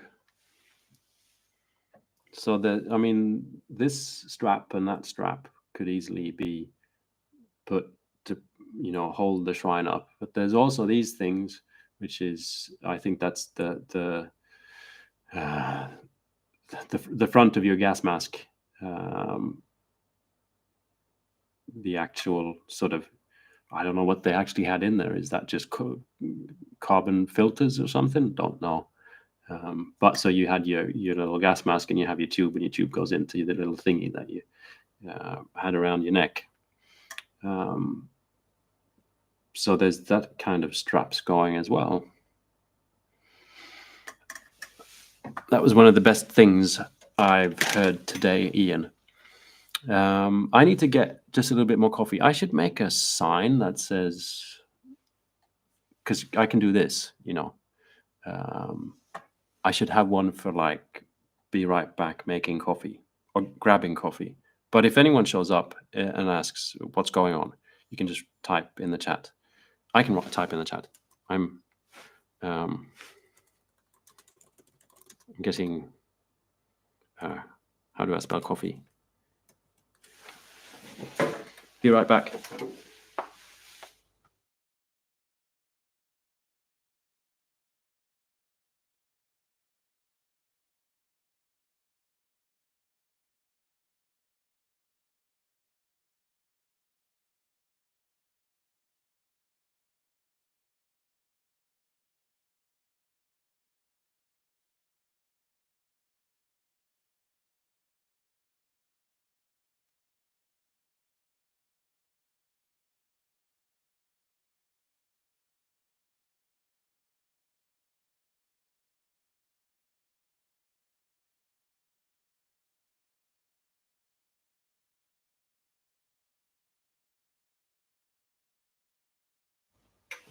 I found more coffee.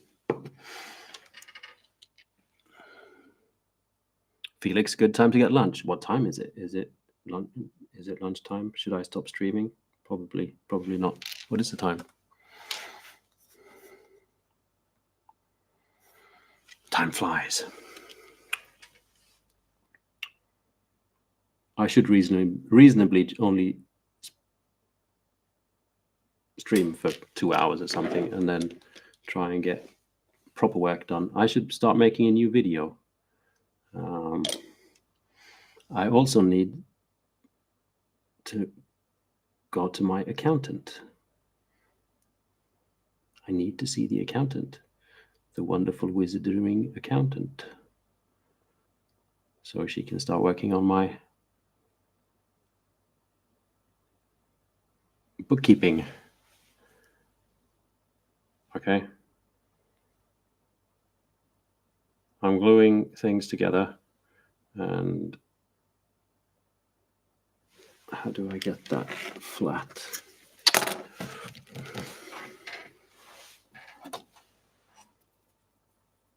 No.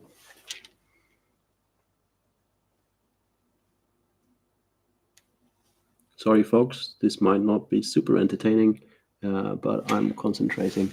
This is what we've got. Reliquary shrine kind of a thingy, right? A little bit wonky.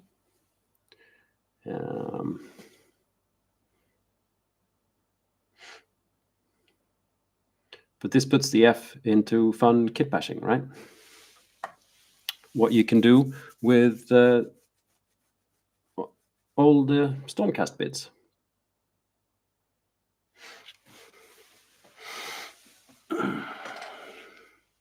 All Things Fade says, remember to like the stream, people. It helps the algorithm gods. This is very true. And anything we can do to... I should build one of these things for the YouTube algorithm gods, and then maybe my life will drastically improve. Okay, so that should I should let that glue set for a little bit. But I need to figure out how to stick this Stormcast head in the middle of it.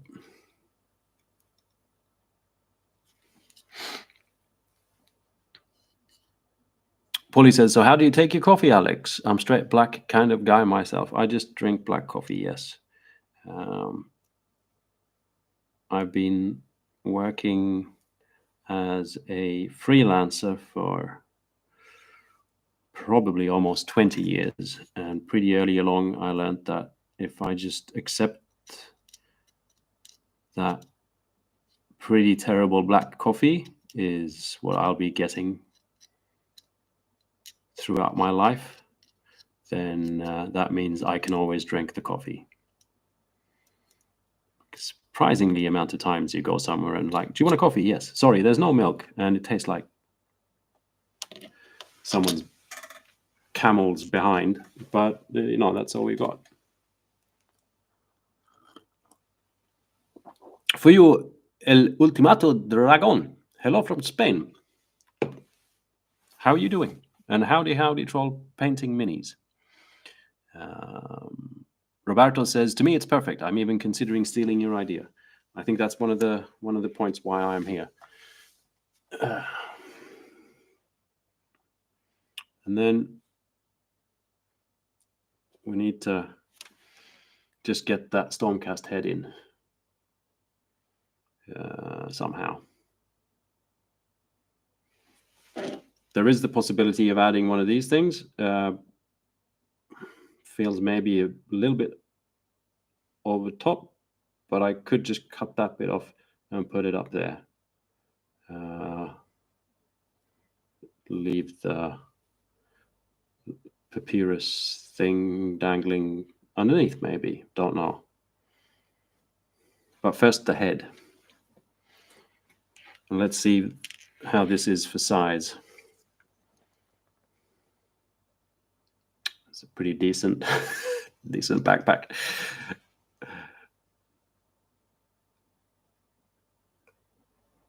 Yeah.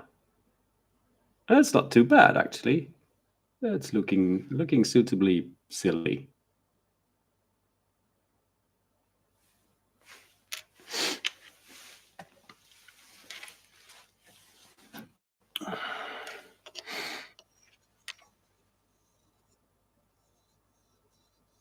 Mr. Gatsby says that view of coffee and freelancing is pure grimdark. I think my career as freelancing is just concentration of pure grimdark. Yes. I just had another idea. This helmet is actually very cool as well. Okay. Hold on to your toes. This is another one of St. Decent's sculpts.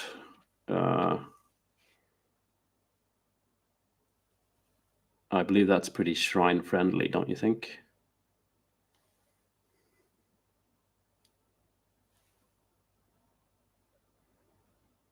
Maybe ditch the Stormcast and do this fella.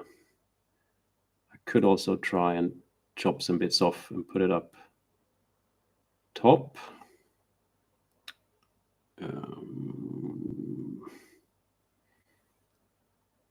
Or even that way around, which means we would get something that looks a bit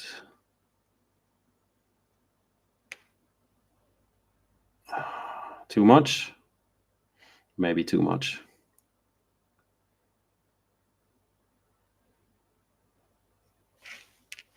What do you think?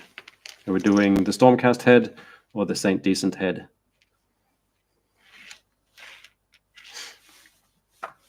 Voting time.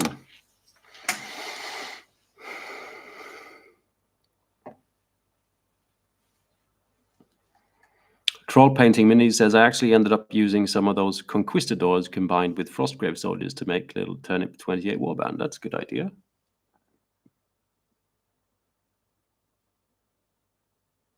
All Things Fade says, I'm using Victrix, English Horsemen, and Mercenaries to make a Silver Bayonet warband.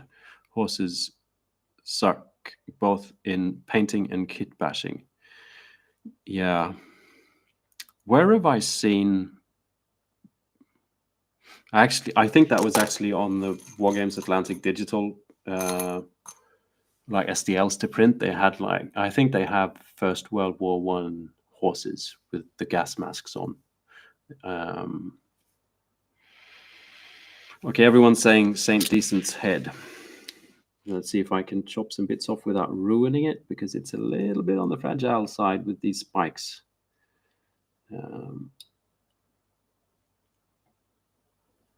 Oh, this is scary. I need to get a little bit of there's like a piece of neck sticking out that I need to get rid of.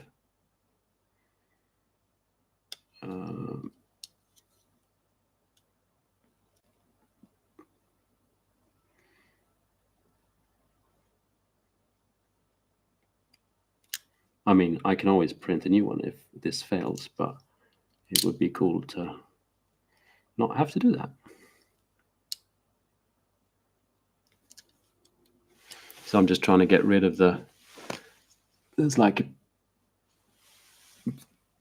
little bit of neck sticking out. That shouldn't be there.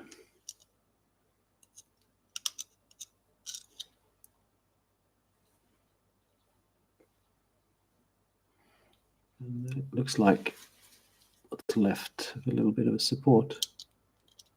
There we are. And so this time I need to remember to use super glue.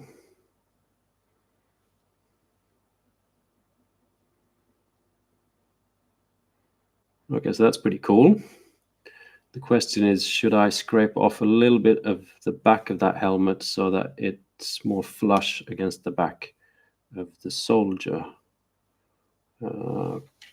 Probably.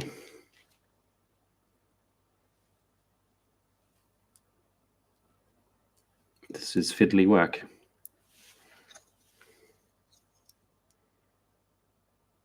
Yeah. So I need to just try and cut the back. Again, a little bit scary. There's another support, I think. This is, you can see that there's already one of these has fallen off. See, there's supposed to be one there. This is printed in rather durable resin, but still things this thin. It's just not, resin's not made for that kind of stuff, really.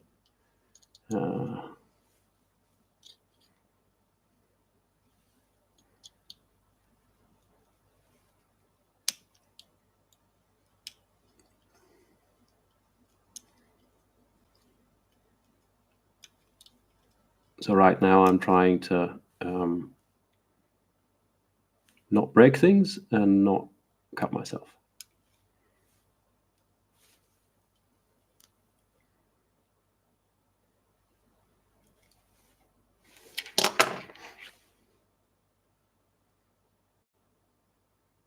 That'll have to do it. That'll have to be enough. Okay, super glue.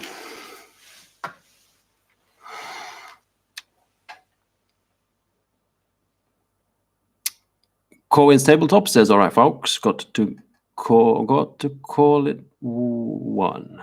The West Coast, nearly 3 a.m. Good night. Oh, yeah, you're in the US. Good night, Corwin. Nice to have you on the stream.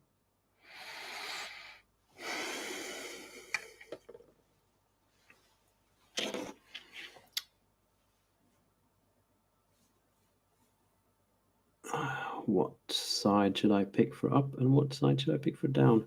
That's the one with my thumbprint on it. I should probably try and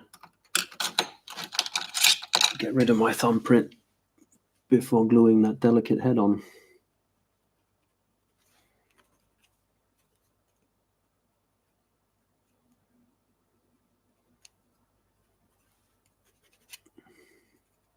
So what's is everyone else just at their proper jobs, or are people doing any kind of a hobby?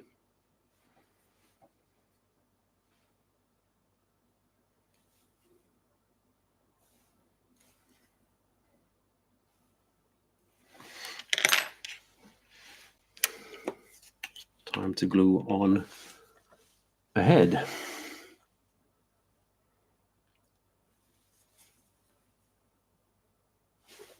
Probably should put the glue on the head. That's a big blob.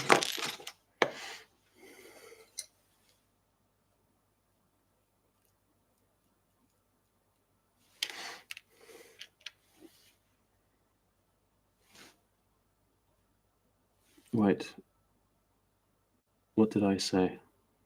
I'm trying to figure out what's front and what's back. Let's do that.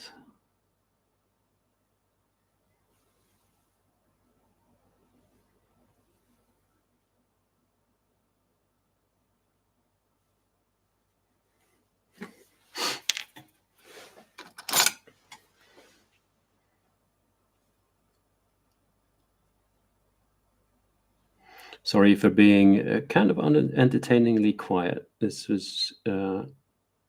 requires my full concentration, I'm afraid. And then, oops.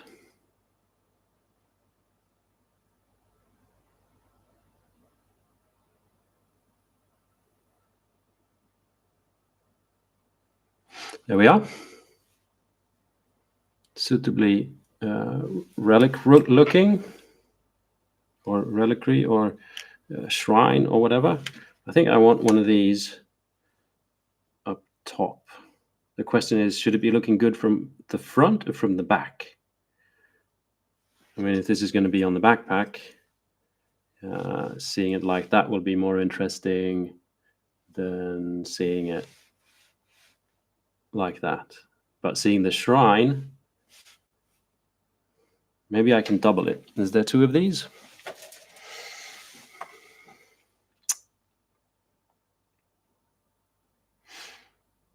Not on that sprue, there isn't.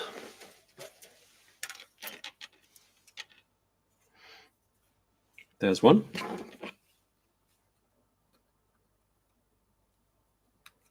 See, getting value out of your old Games Workshop sprue.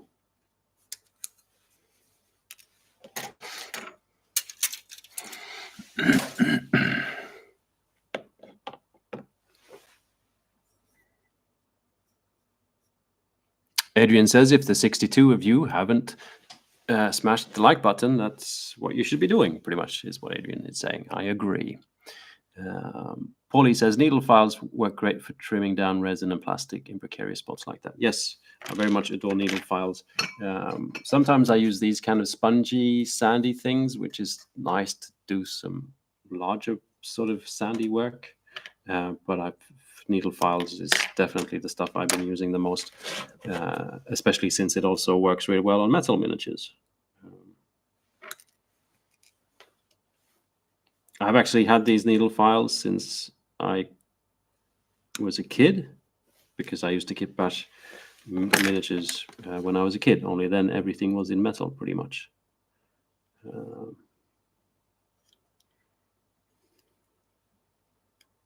So there's a lot of old Warhammer miniatures without heads and arms. Unfortunately, no one stopped me and said, hey, wait a minute, they can be worth money, which I'm glad no one did, because I had a lot of fun.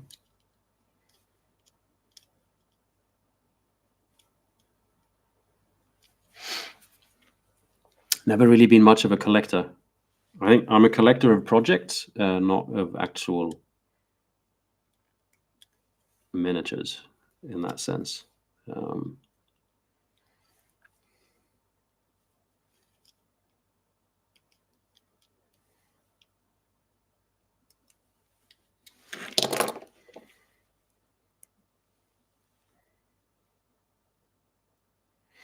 Okay, let's glue those two together. Let's see what people are working on. Felix says, I'd love to hobby right now. Haven't done any for the past 2 weeks. All Things Fade is on a holiday, and it's nearly 7 p.m., so doing nothing and just reading and listening. Nice. Will is writing the follow-up to the last one. Nice one, Will. I hope you'll enter some stats for sides and grenades as a special mean combo.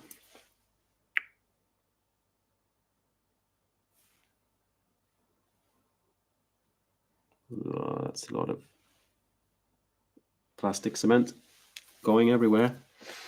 There's something's happened to this. Like there's a little, like a little brush. Only it's like it stopped working.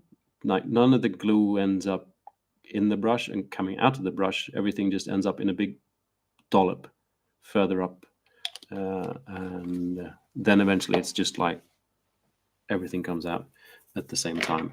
And it's a little bit annoying. Oi, get back here.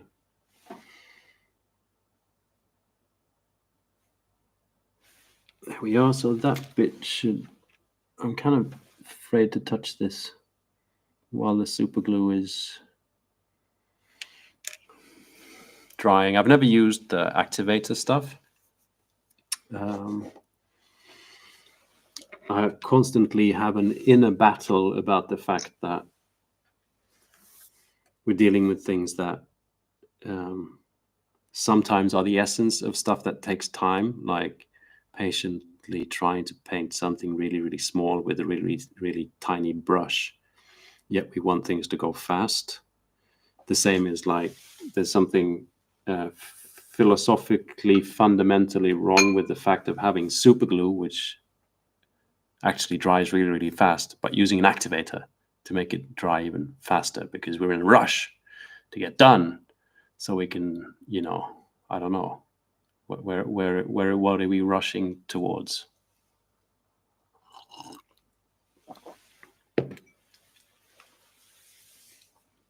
Troll painting is painting some hill tribesmen for Mesbig. I know what Mesbig is, I just can't figure it out right now. People have been using that acronym before, and I forget. Richard says, my first time watching one of your streams and really enjoyed it. Got a work meeting now, but thank you for sharing some hobby time with us. Well, I'm glad you joined in. I realized I was almost being a bit rude there, but I'll stop. Hi, Will. How's the... Oh, Adrian's talking to Will. Good. Rex is just threw myself back into studying improv comedy performance. That's the first time I've heard anyone say that on my stream. Thank you, Rex.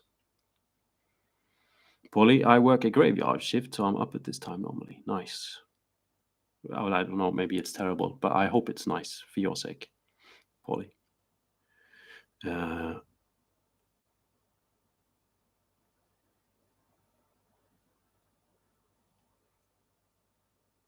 Muster is working on Gene Stealer Bike, and Imperial enforces Kitbash. Nice stuff. Hello, Lamore. I must confess, it's a bit of a tongue twister. Did some work on the First World War French while watching the stream and just finished doing the dishes.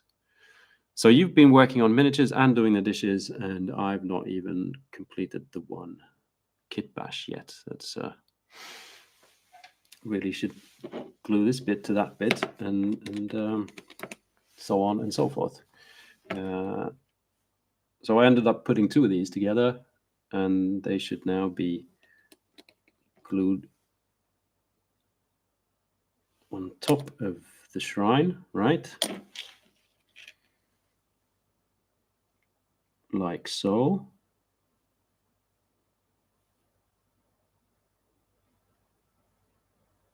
I need more glue. That's not working out. Come on, glue. Thank you.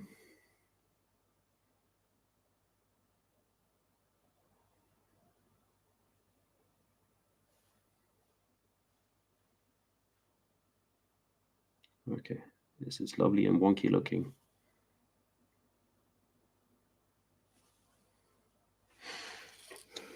There we are. And that should just fit Kind of like that. What is it we have created today? No one knows, but it's pretty weird World War I looking, right? I'm gonna have a hard time beating this. Like next stream will be just actually getting some troops together. Now let's sacrifice some rifle straps and see how that works out.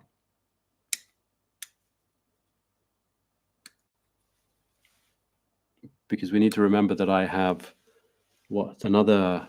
You get so many miniatures in these kits. Where are you? There you are. Hi. So there's another 1, 2, 3. There's six of these, and each one makes 5 miniatures because there's 5 bodies. So I mean, I can. There's no worries sacrificing some guns just for the straps, which is kind of nice.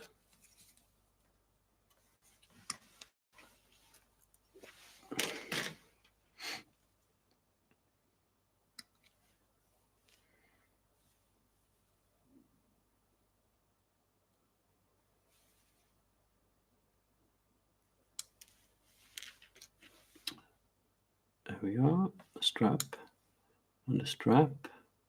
I figured I should just measure this out with the straps before I glue the backpack on.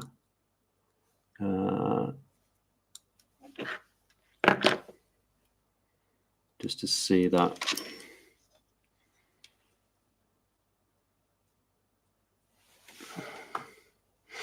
This is going to be tricky measurements, but theoretically this goes down to there somewhere and then holds on to. It's a bit weird looking, is it not?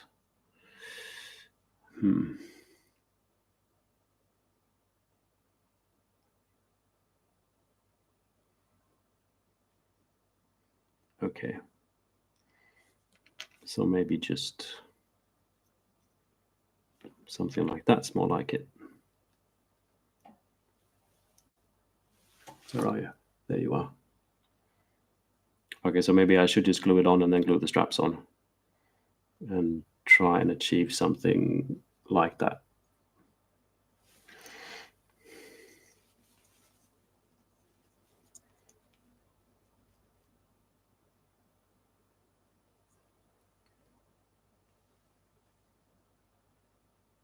Let's just go for it.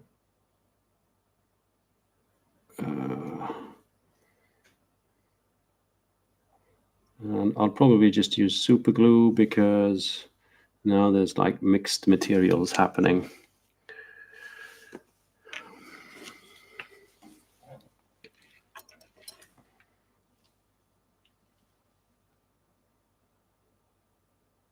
And then just get some glue here and there. And hopefully some of the glue will end up doing what it should be doing.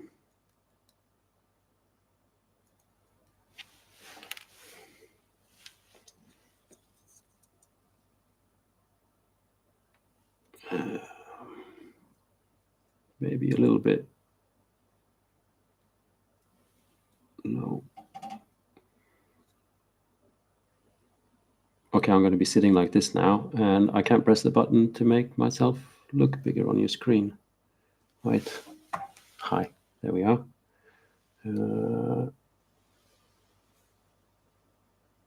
That's looking all right. Just leave that to sit for just a little bit, but I mean, I can still probably show you. Look at that fella.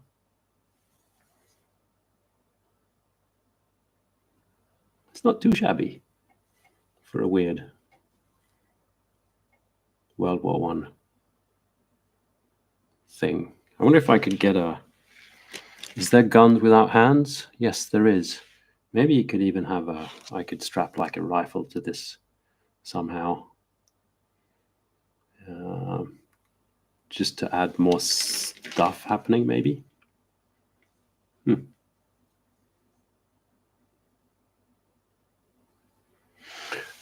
Just the typical kind of thing you'd want to run around in a trench with.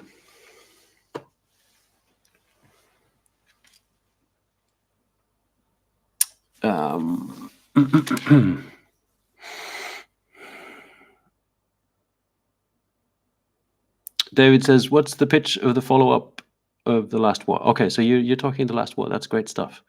Felix says, Alex, it's not a competition. Everyone hobbies at their own pace. And you do provide a lot of us with valuable inspiration for our own project. I appreciate that, Felix.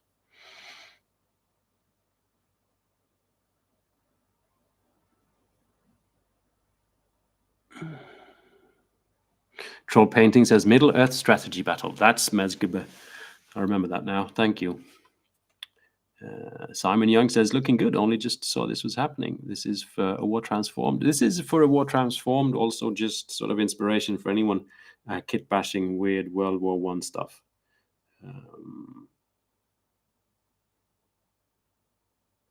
So it's not really game specific. I'm obviously first because I really appreciate the word of War Transformed in that setting. I'll you know, that's my obvious first intent is to use this miniatures for that, but it could obviously be for anything, like the Last War or Trench Crusade, or whatever tickles your fancy, really. I think what I appreciate with all these games is the fact that we can just make our own miniatures and have fun with that kind of creation process, and not just run with what you should be doing. I know there is, miniatures for Trench Crusade that you can download and stuff like that and print. And I know, for example, that Kelsey that's sculpted this head here has also sculpted the like regular troops. I can't remember the faction names for Trench Crusade, but the ones that look kind of like regular knights, but with guns. I know she sculpted them for the Trench Crusade Kickstarter,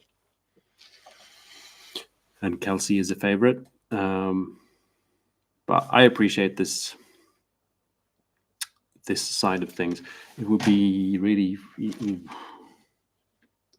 See, this is fine stuff. Look, if we just have a look here, so we've got. This is obviously like more weird with that head there. I'm just using this as an example of how one can really change the aesthetics. Imagine if I would have used one of these gas mask heads instead in that shrine. And we would just get a completely different look. It's almost like kind of want to hang one on the edge of it or something. Like this is more, I'm going to say grimdark, which is wrong, the wrong term. But this kind of feels a bit more like Trench Crusade. And if I would have used that, we would have had something less